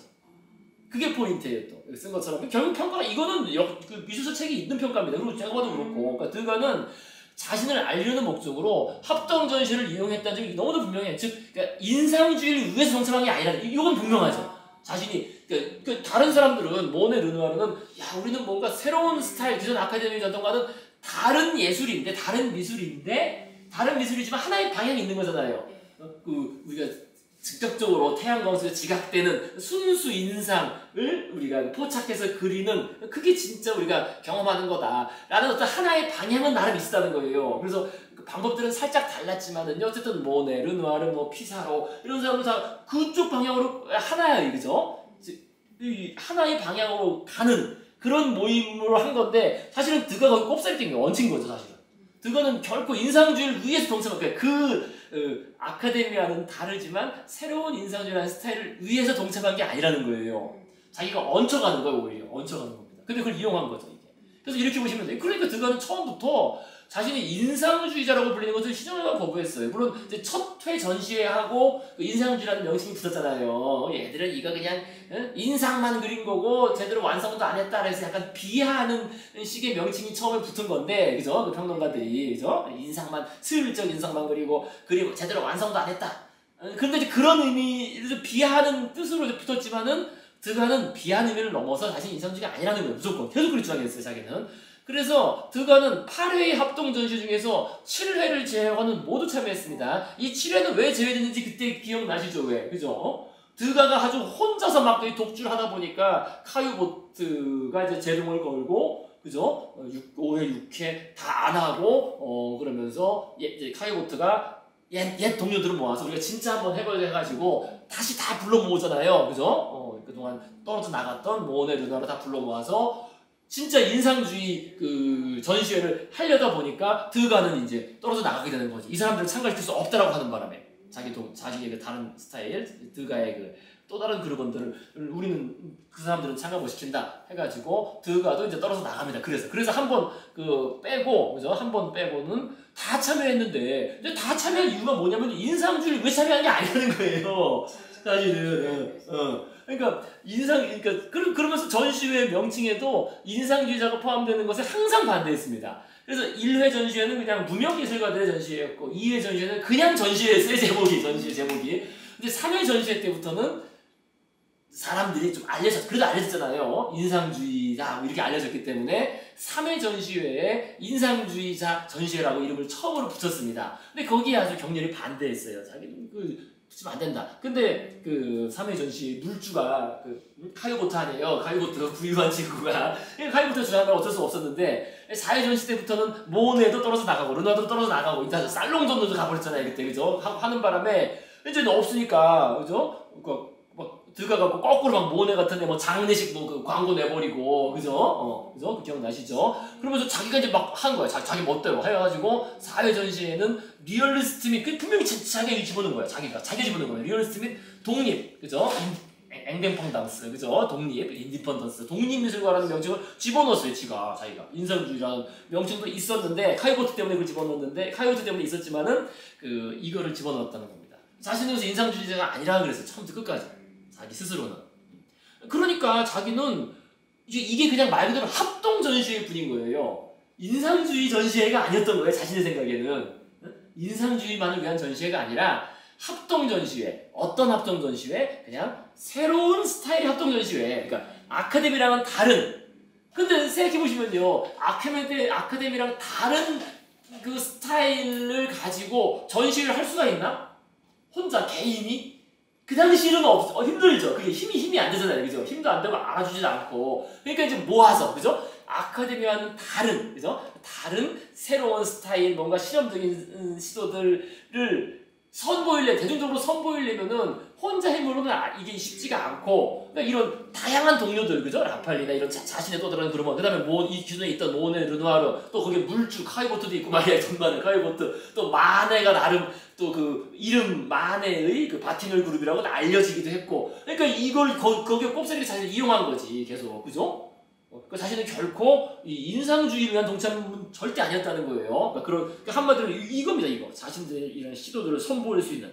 그래서 보시면요, 드가가 1회부터 계속 한 번 빼고 다 참여했는데요. 정말 새로운 것들을 계속 거기다 집어넣어서 발표해요. 저기 14세 무용수 갑자기 조각을 막 들고 나오든지 말이죠, 그죠? 이런 식으로, 그죠? 자신의 뭔가 실험적인 시도들을, 그죠? 그러니까 선보일 수 있는, 대중적으로 선보일 수 있는 참 좋은 기회였다는 거예요, 자기한테는. 그렇게만 이용한 거지, 그게 인상주의에 대한 게 결코 아니었다는 겁니다. 이렇게 보면 참 드가가 별로 좋은 사람이 아닌 거, 사실은 그래요. 상당히 약삭빠른 거지, 또 어떻게 보면은. 자기중심적으로, 자신만을 위해서 이용한 거고. 근데 인상파 동료들은 인상주의를 위해서 우리가 하나의 스타일의 방향을 추구하는 거였는데, 그러니까 이것도 웃긴 게, 그러니까 이제 이 말을 이제 이해하시겠죠, 그죠? 그래서 드가는 다른 스타일, 그죠? 인상파가 아닌 다른 스타일의 화가들이 참여하는 것에 아무 문제가 없었다는 거예요. 거리낌이 없었다, 그죠? 자기 다른 친구들, 그래서 이런 다른 뭐 라파엘리 또는 뭐 다른 친구들을 참여시킨 것에 거리낌이 없었고, 그러면서도 또 한편으로는 드가는 그룹 안에서 자신은 다른 동료들과는 다르다고 항상 주장했습니다. 나는 모네, 르누아르 이렇게 인상파로 묶이는 걸 거부했으니까요. 다르다라고 주장했지만 막상 평론가들이 자신을 새로운 화파의 지도로 추켜 세울 때는 아무런 반응이 안 하는 겁니다. 그러니까 밖에서 보기에는 야 쟤들 뭐 새로운 거 하는 애들, 그죠? 이렇게 그냥 뭉뚱그려 봤을 거 아니에요. 근데 그 중에 제일 앞에 마하네. 근데 마하네가 일찍 죽잖아요. 일찍 죽죠. 일찍 죽는 바람에, 그죠? 마하네 죽고, 그 다음에 드가 정도, 제일 나이도 물론 많았고, 다른 이슬람 이런 모네드나도 한 7, 8살 많았고, 또 먼저 이름이 알려졌고, 또 나름 그 상류층 출신이었기 때문에 드가가 이제 당연히 언급이 됐죠. 그 리더로서, 그죠? 쟤네 새로운 거 하는 애들 요즘 꽤 인기가 있는데 드가 이렇게 언급하면은 또 반론을 안 했다는 거예요. 자기가 실제로 자기 그 동료들하고는 다르다고 맨날 주장하면서도. 그러니까 사실 드가가 이제 왜 인상파의 그룹에 끼었는지 좀 이해하시겠죠, 그죠? 그래서 그렇게 꼈다는 것 때문에 또 인상주의를 이렇게 분류가 된 건데, 그래도 스타일상으로 인상주의는 아닌 건 분명해요. 하지만 어쨌든 자신은 끊임없이 새로운 실험적 시도를 많이 한 것도 분명해. 그런데 그 실험적 시도가 그렇다 그래서 아주 획기적인가 또 그것도 아닌 것 같아. 그 정도까지는 나름 그 차별성을 추구한 거는 맞긴 한데, 자, 그래서 드가는 그런 독특한 점이 있다는 겁니다. 자, 그래서 일단 우리가 물론 제가 이제 전체적으로 봤을 때 평을 집어넣고서 한 거지만요, 크게 둘로 볼 수 있어요. 그러니까 드가의 미술을 그래도 우리가 긍정적이고 우호적인 방식으로 이해하고 해석해 볼 수 있는 방향이 하나 있겠고요. 다음 시간쯤에는 이제 이건 뭐 좀 부정적이고, 그죠? 좀 냉정하게 좀 평가해 볼 수 있는 그런 관점도 한번 생각을 해보시겠습니다. 그러니까 우리가 꼭 과거에 남은 대가라 그래서 다 떠받들 필요는 없어요, 그죠? 미술사라는 게요. 여러분들이 각자 생각해 보시고 생각하는 힘을 기르시면 되겠습니다. 그래서 조금 우호적이고 긍정적인 방식으로 이해해 보시자면은요, 이거 앞에 한번 말씀드렸던 얘기인데요. 드가의 그 리얼리즘인데, 뭐 이것도 어려운 얘기는 아니에요. 우리가 이제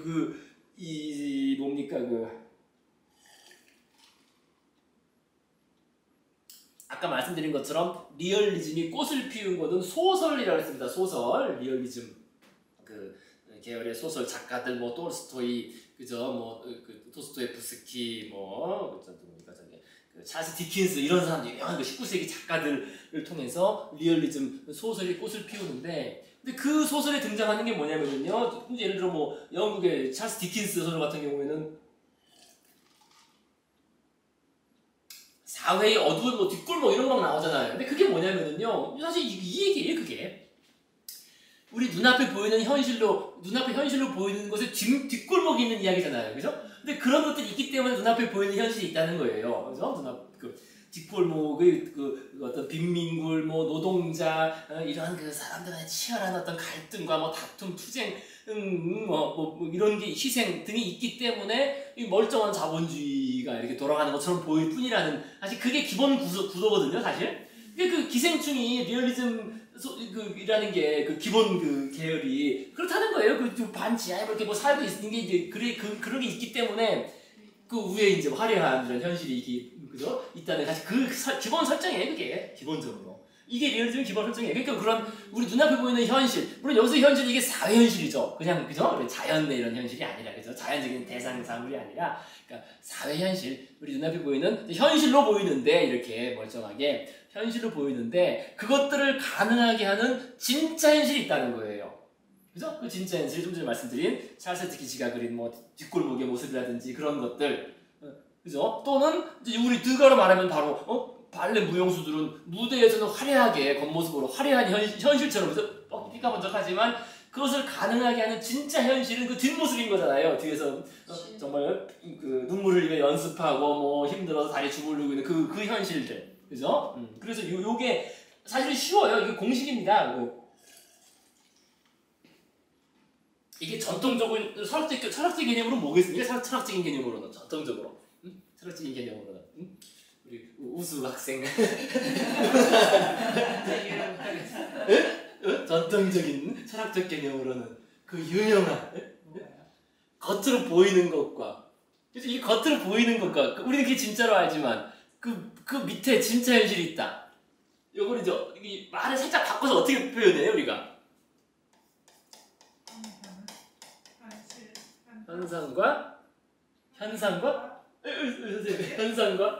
현상과 에센스 본질 이렇게 표현하세요. 현상과 본질 보통 이렇게 표현하죠, 그죠? 그러니까 이게 다 같은 말이에요, 그죠? 크게 나누면 다 이분법이죠, 이분법, 그죠? 크게, 그죠? 눈에 보이는 그죠? 직접 나타나는 그런 현상과 이것은 이것 때문에 나타난단 말이에요, 그죠? 이 본질에 의해서 이것들이 이제 밖으로 드러나는 게 현상이라는 거, 그죠? 이 본질, 그죠? 이게 그런 얘기입니다. 기본 구도가요. 근데 요 구도를 꼭 이해하셔야 됩니다. 이게 어렵진 않지만요. 요런 기본 틀을 가지고 보시면은 쭉 다 이해가 돼요. 그러니까 뒤에 가가지고 우리가 뭡니까? 맨날 나오는 게 먼저 그거 보실까요? 맨날 나오는 게 항상 어려워하는 게 그거예요. 어려워하는 게 뭐냐면요. 어려워하는 게 피카소 그림 아니겠습니까? 예를 들자면요. 피카소 그림, 그죠? 예. 피카소 어디 보실까요? 그죠? 그죠? 피카소 그림 이 피카소 그림 그때 봤던 그죠? 250페이지 뭐 이런 것도 그죠? 250 이런 것도 그러니까 기하학적 본질이라는 표현을 들어보실 때 기하학적 본질. 세잔이 파악한 기하학적 본질. 그러니까 본질이란 말 참 많이 나오거든요, 저게. 근데 나올 때마다 미술책 읽는 사람들 이게 뭔 말이냐, 그죠? 나중에 읽으시다 보면은 탁탁 막힙니다. 이거 갑자기 막 본질의 말이 막 나오는데, 그러니까 이게 얘기 간단해요. 그러니까 우리 겉으로 보는 건 이게 뭐 둥글둥글하잖아요. 뭐 산 같은 것도 둥글둥글한데, 그죠? 세자는 이 현상을 가능하게 하는 본질은 기하학적으로 구성되어 있다는 거예요. 그 밑에, 그죠? 그러니까 안 그래도 볼라르 이 초상화도, 그죠? 이게 심지어 본질이 아니에요. 우리 기하학적 본질이 이것이 겉으로는 왼쪽에처럼 이렇게 부드럽게 나타나지만 현상과 본질 그렇게 보시면 돼요. 이게 본질이잖아요, 본질. 그죠? 우리가 눈으로 보는, 가시적으로 보는 그 사람은 뭐 둥글둥글한 실제 인물처럼 보이지만 그 본질은 이거라는 겁니다. 그 기하학적으로 해체되고 재구성된. 그래서 이게 이제 기하학적 본질이라는 거예요. 근데 실제로 이러냐 안 이러냐 우리가 알 수가 없죠. 이거는 우리가 이제 그 가시적인 눈으로 보이는 게 아니기 때문에 그렇다는 거예요. 그죠? 자, 그 다음에 이것도 이게 기하학적 본질이란 말이에요. 본질이란 말을 그렇게 보시고 이해하시면 되겠고요. 또 그 다음에 우리가 또 어려워하는 게 예를 들자면요 뭐 저겁니다. 가장 어려워하는 게 저기죠. 267페이지에 나오는 그죠? 268페이지, 267, 이 초현실주의. 또 어렵죠, 초현실주의, 그죠? 쉬를 리얼리즘 해가지고, 그죠? 초현실주의. 초현실주의 그림이 이게 뭐냐?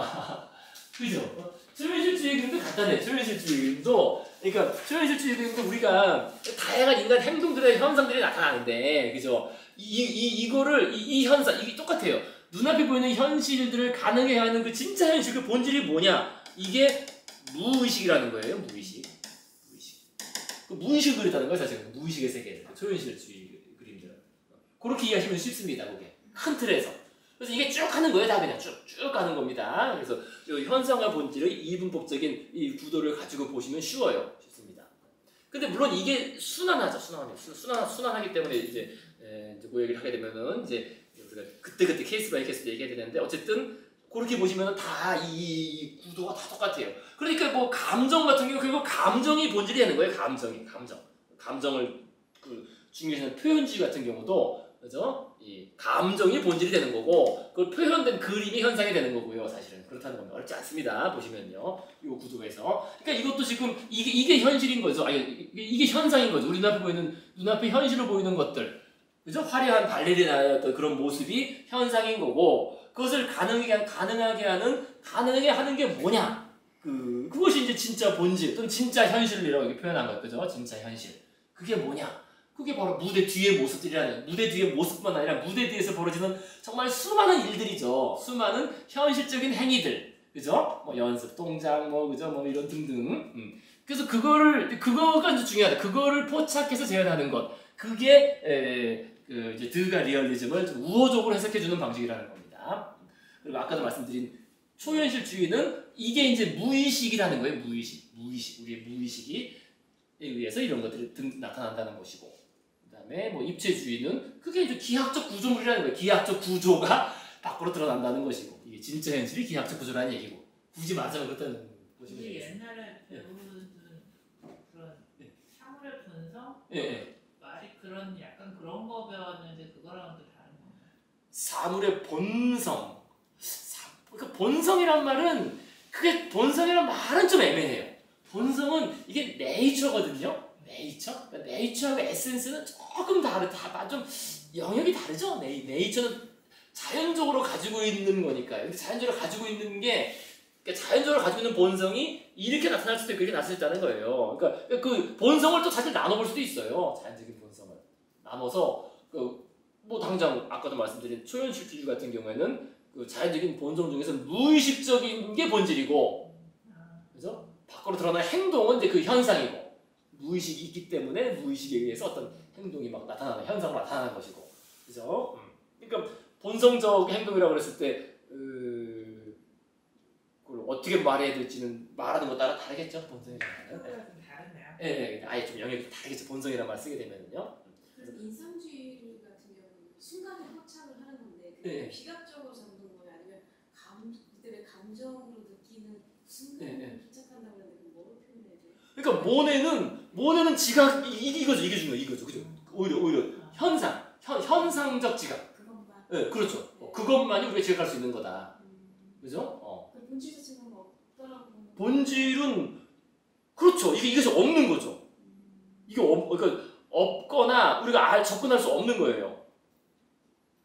근데 그러면 아카데미 스타일은 이것만 있는 거죠. 아카데미 스타일은 어떤 사물은 어떻게만 표현돼야 되니까 그래야만 그게 드러나는 거예요. 그 사물을 제대로 드러낼 수 있는 거니까. 그래서 어떤 사물이든 어떤 대상이든 각각 다르게 나타나는 게 아니라 근본 본질이 있으니까 본질적인 표현을 해야 된다는 겁니다. 어떤 사물이든 간에. 그죠? 그러니까 아카데미 스타일은 이게 아니라 이거예요, 이거. 근데 맞습니다. 인상주의 사실 현상주의자예요. 현상적이죠. 이것은 그래서 요 일단 구분을 이제 머리에 넣어두시면 쉬워요. 현상과 본질. 그래서 이것도 이제 그런 큰 구도에서 보시면 됩니다. 우리 눈앞에 보이는 물론 우리는 어떻게 됩니까? 우리는 눈앞에 보이는 것을 현실이라고 여기잖아요. 그게 진짜다, 그죠? 진짜다라고 여기는데, 그러나 그거 진짜고 그게 아까 그 본성이라는 말을 하셨네요. 그러니까 뭐 본성, 네이처, 자연스럽게 여겨진다는 거예요, 그죠? 눈앞에 보이는 게 자연스럽고 원래 그런 거 아니냐? 자연이라는 게 이제 원래라는 말이잖아요. 원래 그렇다, 그죠? 네이처라 그죠? 그죠? 네이처라는 게 본래 그냥 태어난 그대로라는 뜻 아니에요, 그죠? 있는 그대로.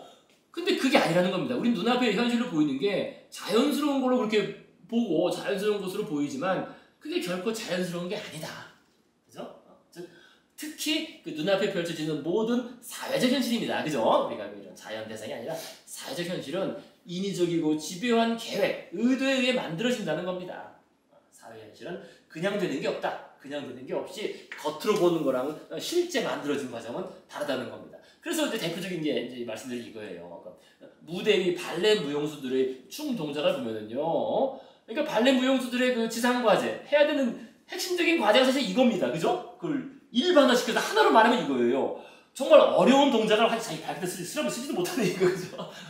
하는데 이거 하고 막 뛰고 하는데 그거를 핵심은 어렵게 하면 안 된다는 거죠. 그죠? 전혀 힘들어 보이지 않게는 이게 제일 핵심인 거예요. 그죠? 힘들어 보이지 않게 그냥 아무것도 아닌 것처럼 탁 섰다가 탁 쳐고 돌고 전혀 이게 진짜 어려운 거죠. 힘들게는 하죠. 근데 힘들게 하면 안 되고 힘들어 보이지 어떠한 힘도 들어가지 않은 것처럼 자연스럽게 모든 동작을 해내는 게 이게 이제 최고의 발레리나가 되는 길이거든요. 그죠? 이게 지상 과제입니다. 이게 어려운 거죠. 근데 물론 이건 뭐 발레뿐만 아니라 사실 모든 그런 영역이 그럴 텐데요. 그죠? 전혀 힘들어가지 않은 것처럼 자연스럽게 해내는 것. 그런데 문제는 최고의 발레리나들은 그렇게 해내겠지만은 어려운 동작을 힘이 안 들어가지 않는 것처럼 자연스럽게 해내겠지만은 그러나 그들의 동작은 근데 자연스러운 게 아니죠, 사실은. 그죠? 자연스럽게 해내지만 자연스러운 동작이 아니라는 겁니다. 인위적이고 집요하고 끈질긴 의도된 과정에 의해서 만들어졌기 때문에 자연스럽게 한다는 거예요. 이렇게 되면 이해하시겠죠, 그죠? 그죠? 그래서 드가가 발레 그림. 이게 이제 이걸 우호적으로 해석해보면 그렇다는 겁니다. 그러니까 드가는 그럼 어떤 그림을 그릴 거냐 했을 때 진짜 현실을 포착하는 거니까 이 집요하고 끈질기고 의도된 이 과정이 이게 진짜 현실 아니에요. 우리가 겉으로 보이는 그 자연스러운 동작을 만들어내는 거니까 그걸 가능하게 하는 거니까. 그러니까 드가가 그린 것들은 다 이제 이런 게 많다는 거 이렇게 그죠? 그걸 하려면은 이렇게 아야야 좀 졸고 있고 그죠? 다리 막 아파 여기 부채 더워서 부채질하고 계속 연습하고 이런 과정들. 그러니까 한마디로 말하면은 여기 있었네요 여기 그죠? 이러한 관점에서 본다면 드가는 그러니까 겉으로 드러나는 현실, 그 화려한 무대의 장면들보다 그죠? 그것을 가능하게 하는 것이지만 겉으로는 잘 보이지 않는 진짜 현실, 곧 화려한 무대 뒤의 모습, 그죠? 이렇게 딱 성립하는 거죠, 그죠? 무대 뒤의 모습을 포장 없이 그대로 재현하는 그림들을 많이 그린 것이라 그렇게 우리가 긍정적인 부분에서 해석해 볼 수 있다는 겁니다. 그래서 이제 그림들이 이런 거예요, 드가 그림들은, 그죠? 이렇게 부채질하고 하는 그림, 먼저 그림 같은 이렇게 그죠? 막 복작식을 하면서 막 발레 스쿨에서 막 이 계단에서 막 내려오고 막 이런 게 그걸 가능하게 한다는 거죠, 그죠? 그런데 어떻게 돼요? 하지만 여기 제가 쓴 것처럼 그러나 그 중에 겉으로 보이는 거는 극소수의 스타들만 보는 것이고 나머지 이름도 없이 사라지는 수천 명이 사실 떠받치고 있는 거잖아요, 그죠? 그게 실제 현실이라는 거죠, 그죠? 이 중에서 뭐 거의 다 사라지지 뭐 한두 명 될까 말까, 그죠? 자, 그런 거 이런 모습이라든지 아니면 이렇게 그죠? 이렇게 고된 연습을 하는 거, 다리 아파서 이렇게 하는 이런 현실, 이게 진짜 현실이죠. 그러니까 드가의 발레 그림은 이런 게 많다는 거, 이런 식으로 이런 거라든지 또 이렇게 그죠? 이렇게 또 연습을 하고 얘도 아파서 쉬고 있고 하품 와서 기다리고 있고 그죠? 그다음에 이렇게 또 리허설 하는데 뭐 이것도 정말 쉽지가 않죠. 그래서 끝도 없이 하는. 또는 이런 무대 뒤 드레스룸, 그죠? 드레스룸에서 이렇게 하는 이런 모습들, 이런 게 다 우리가 겉으로 보는 현실, 진짜 현실이라고 여기는, 그러니까 현실이라고 여기는 것을 가능하게 하는 진짜 현실이다. 뒷모습들, 그죠? 그 이면, 무대 뒤 이면의 모습들. 그래서 우리는 이런 것만 보지만, 그러니까 이 그림이 그래서 이제 대표적이 되는 거예요. 이 그림이 대표적이. 그러니까 이게 우리는 스타, 그죠? 스타, 이날 공연의 스타지만은. 그녀는 오늘 이 순간 무대에 의해서 화려하게 빛나는 별, 그죠? 스타가 되었지만은, 근데 이 뒤에 이거는 정말 이 무대 뒤에는요, 그죠? 이렇게 가림막 뒤에는 이렇게 남성, 그죠? 어떤 뭐 스폰서 같은 사람, 다른 조연, 그죠? 이런 그 조연급 여기 쓴 것처럼, 그죠? 그녀의 뒤에는 그녀가 이렇게 스타가 되는 것을 가능하게 하는 진짜 현실, 그죠? 수많은 조연급 무용수들, 뭐 스폰서, 뭐 전체 시스템 다 말하는 거겠죠, 그죠? 이런 시스템이 도사리고 있다. 그러니까 오늘날 우리 걸그룹 하나 데뷔하면은 걸그룹 그 뒤에 정말 수천 명의 스텝과 그 기획사와 이 방송 시스템, 문화 산업이 다 받치고 있는 것처럼 사실 그 얘기예요. 그게 진짜 현실이다, 그죠? 그것을 근데 이 그림은 근데 그게 좀 직접적으로 표현하고 있어요, 상당히, 그죠? 그죠? 앞에는 화려한 스타 한 명을 그려놓고 그 뒤에 바로 그려지네요. 바로, 그죠? 바로 이렇게 뭔가 어둠의 그 세계를 바로 그렸기 때문에 그런 진짜 현실이 도사리고 있다는 것을 상당히 직접적으로 암시하고 있는, 그죠? 이 그림은 특히 그런 그림으로 읽힐 수 있겠다는 겁니다. 그래서 드가 이 발레 그림 중에서 대표적 중에 하나인데요, 그죠? 자, 그래서 다시 이제 요거 하나씩 보시면요. 시간 벌써 다 됐나 벌써? 그래서 이제 드가의 리얼리즘 대충 이제 보면 이제 이해하시겠죠. 어떤 큰 구도에서 보시면요, 그죠? 현상과 본질 또는 그러니까 겉으로 보이는 현실과 진짜 현실, 그죠? 겉으로 보이는 현실과 진짜 현실. 이건 무대 위의 모습, 이거는 무대 뒷면의 모습, 이면의 모습. 그래서 드가는 이 무대 뒷면의 모습을 많이 그렸다. 남들은 그리는데 이건 남들이 그리지 않는 거 아니에요. 그게 차별성 있는 거예요, 차별성, 그죠? 남들은 무대 위의 화려한 모습들을 주로 그리고 예쁜 그림들은 많은데, 그죠? 드가는 이 뒤의 모습들을 주로 그렸다. 그래서 그거를 왜 그럼 이거를 그렸느냐라고 이제 우리가 해석해 볼 때 이렇게 이제 우호적으로 해석할 수 있다는 겁니다. 그래서 그리고 실제로 발레 자체도 그렇다는 거예요, 그죠? 겉으로는 발레리나들은 정말 어려운 동작을 전혀 가뿐하게 그죠? 도는데 그걸 하려면 그것은 결코 그냥 자연스럽게 이루어지는 게 아니라 진짜 집요하고 정말 그죠? 우리 옛날 누굽니까? 강수진 그 발그 정말 장난 아니잖아요, 그죠? 끈질기게 누르는 과정에서 만들어지는 바로 그 과정을 이제 이렇게 표현했다는 겁니다, 그죠? 그래서 이런 그림도 아까 보신 것처럼 졸부 있고 이런 과정들 정말 이 과정이 어마어마하죠, 그죠? 이런 그 발레 스쿨에서도 결국 근데 이게 똑같아요. 그때나 지금이나 똑같은 게 왜냐면 이때부터 이미 그 엔터테인먼트 산업이 이제 형성된 거거든요. 그러니까 이게 오늘날 얼굴 연습생 이게 다를 바가 없어요, 애들이요. 그 당시에는요, 그죠? 얼굴 연습생들이 정말 수천 명, 수만 명 얼굴 연습생 중에서 몇 팀이 선발되고 또 그 중에 좀 데뷔해서 대부분 실패하고 몇 팀만 살아남는 것처럼 스타가 되어 성공하는 극소수를 이름도 없이 사라지는 수천 명이 떠받치고 있는 거예요, 그래서 사실은. 그래서 그리고 이 대부분은 그 부품으로 잠깐 소비됐다가 사라지고 또 새로운 애가 와서 또 껴주고 해서 계속 떠받치고 있는 거죠, 스타 시스템을. 그래서 이게 사실 그 구조인 거예요, 이렇게 바글바글한. 그래서 이 그 발레 스쿨에서 그래서 그런 거를 보여주는 겁니다. 그래서 이런 거를 그린 게 그거밖에 없다는 거예요, 그죠? 그 다음에 아까도 여기 봤다 보면 근데 이런 것도 이제 보시면요, 그죠? 이렇게 맨날 이게 연습하는 게 다이 정말 쓰러집니다, 쓰러져 아파서, 그죠? 그래서 그러고 있는데 힘들어가지고 지금 아이고 허리도 굽었잖아. 근데 이게 지금 균형을 잡기 연습하고 있는, 그죠? 이게 이제 바 잡고 균형 잡기 연습하는 거 아니에요? 근데 이 물 뿌리기 요게 또 뭡니까 그 인수자가 이걸 걸었어. 이게 지워달라고 해요. 그림 산 사람, 이거 뭐냐 이 물 뿌리기 지워라 했더니 못 지운다 해가지고. 근데 이게 뭐겠습니까? 이 그림 전체에 또 균형을 잡아주기 위해서 그린 거예요, 이게. 그죠? 이렇게 돼 있고 텅 비어 있는 쪽에 물뿌리 그려놓고서 자기가 이것도 서명을 해서 드가라고 서명했잖아요, 그죠? 그 앞에 드가 서명했는데, 그죠? 이렇게 이게 이제 균형을 잡아주는 거예요. 그냥 그린 게 아닙니다, 그죠? 물뿌리게. 근데 물을 이때 뭘 뿌렸는지 모르겠는데 마룻바닥에 물 뿌렸을까 뭔지 모르겠는데 어쨌든 물뿌리가 있네요. 물뿌리 자주 등장합니다. 그래서 이것도 그냥 그린 게 아니다, 그죠? 균형을 뭔가 맞춰주는 방향도 그렇잖아요, 그죠? 방향도. 자, 이런 거 하다 보면 정말 이렇게 다리가 아파가지고 이렇게 정말 참, 그죠? 힘들어하는 그런 모습들. 이게 다 그 진짜 현실이라는 거예요. 자, 그 다음에 결국 요런 그림도 나름 한 5손가락에 꼽히는 그런 그림 중에 하나. 요것도 이제 상징성이 있어요. 그냥 그린 게 아니거든요. 그러니까 아까 말했던 것처럼 들가가 의도되지 않는 게 없다는 게 그냥 그린 게 없다는 거예요, 이게. 그러니까 지금 이게요.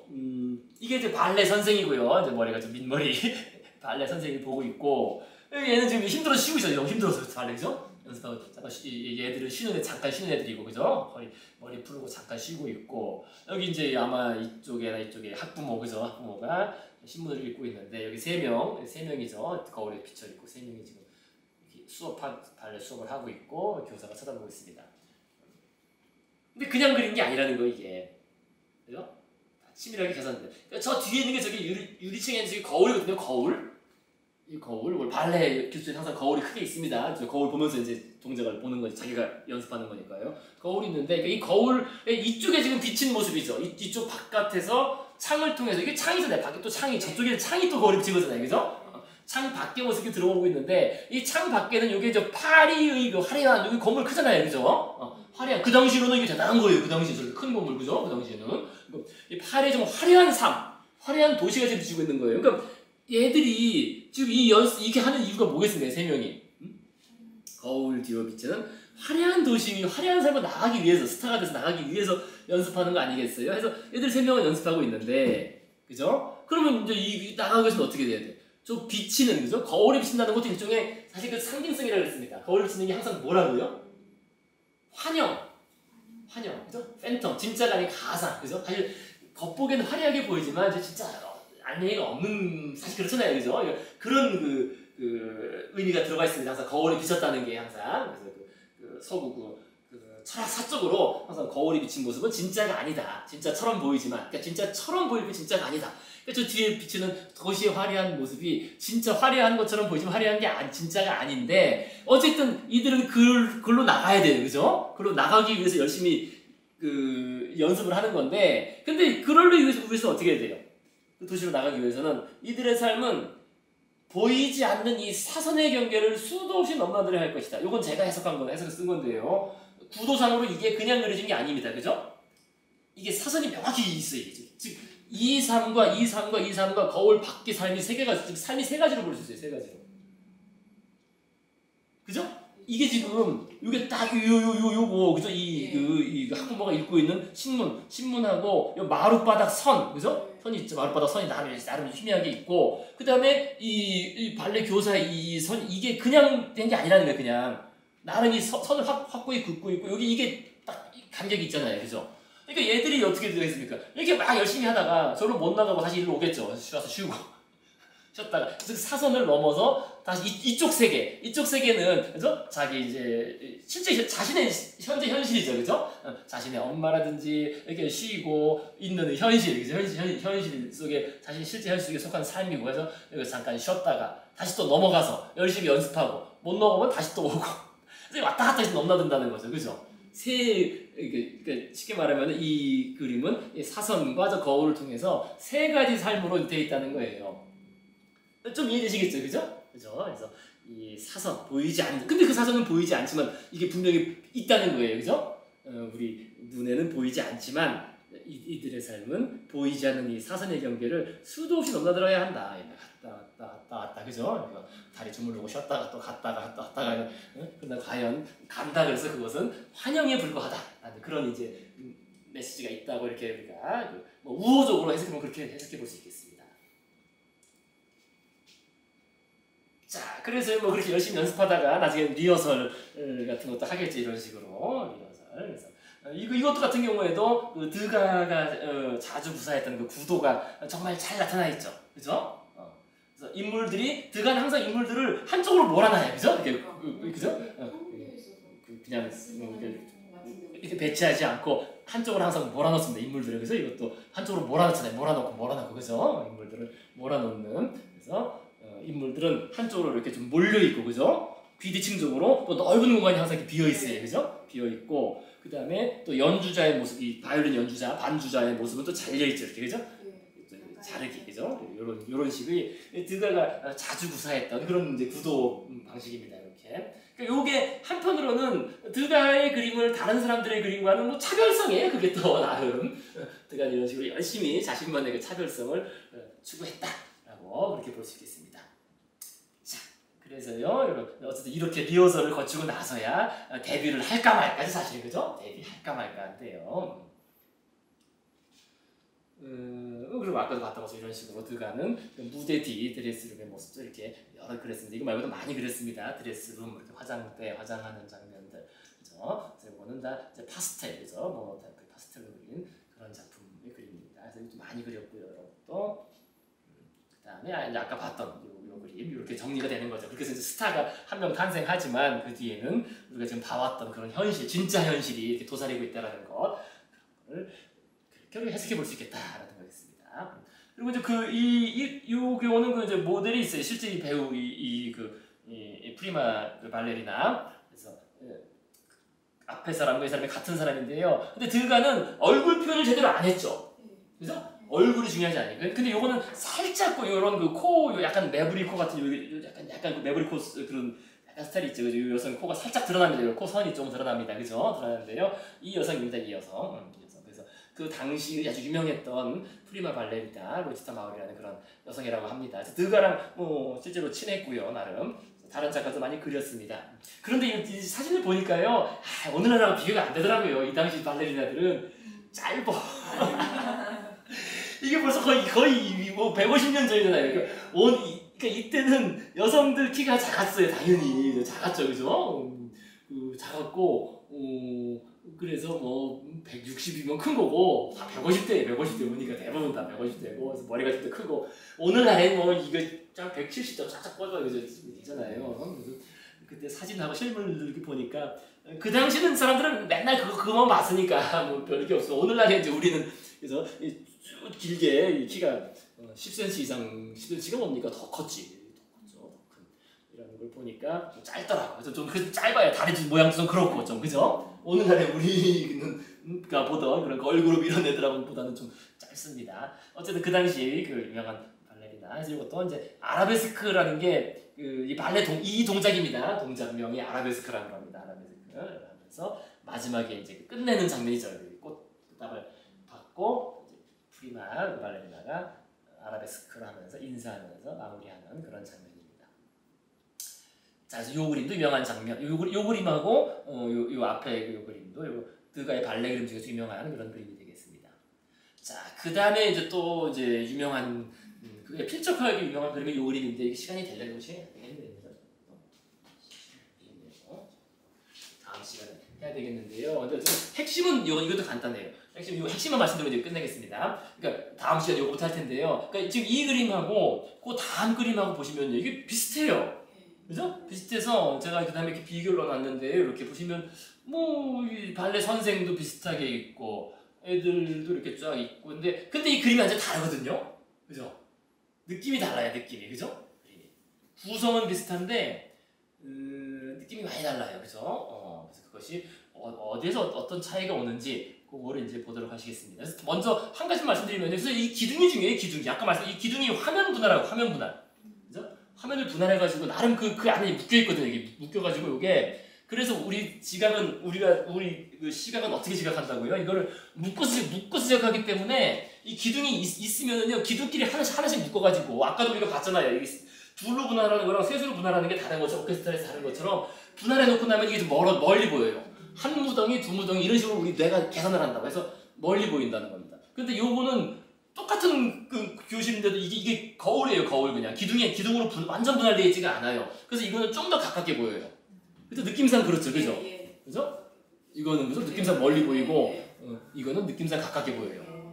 그죠? 그런 식의 지각이 그렇게 지각을 한다는 거. 그래서 그런 게 이제 드가가 화면 분할법 미주고 등장하는 거죠. 또 마르파도도 다르고 마르파도 요거는 이렇게 가고 있고 이거는 또 이렇게 가고 있어요. 옆으로 가고 있죠. 달라요, 다 그런 것들. 실제로 이거 폭은 다른 거는 맞죠? 그죠, 다르죠, 좀 살짝 다르죠. 실제로 똑같진 않죠. 그림이 좀 다르잖아요, 그죠? 좀 다르고 구조를 자세히 하지만 어쨌든 우리의 느낌이 그렇다는 겁니다. 자, 그래서 오늘은요 이렇게 드가 그림을 통해서 여러 가지 구도 얘기했고요. 다시 이어서 얘기 하시겠습니다. 수고들 많으셨습니다.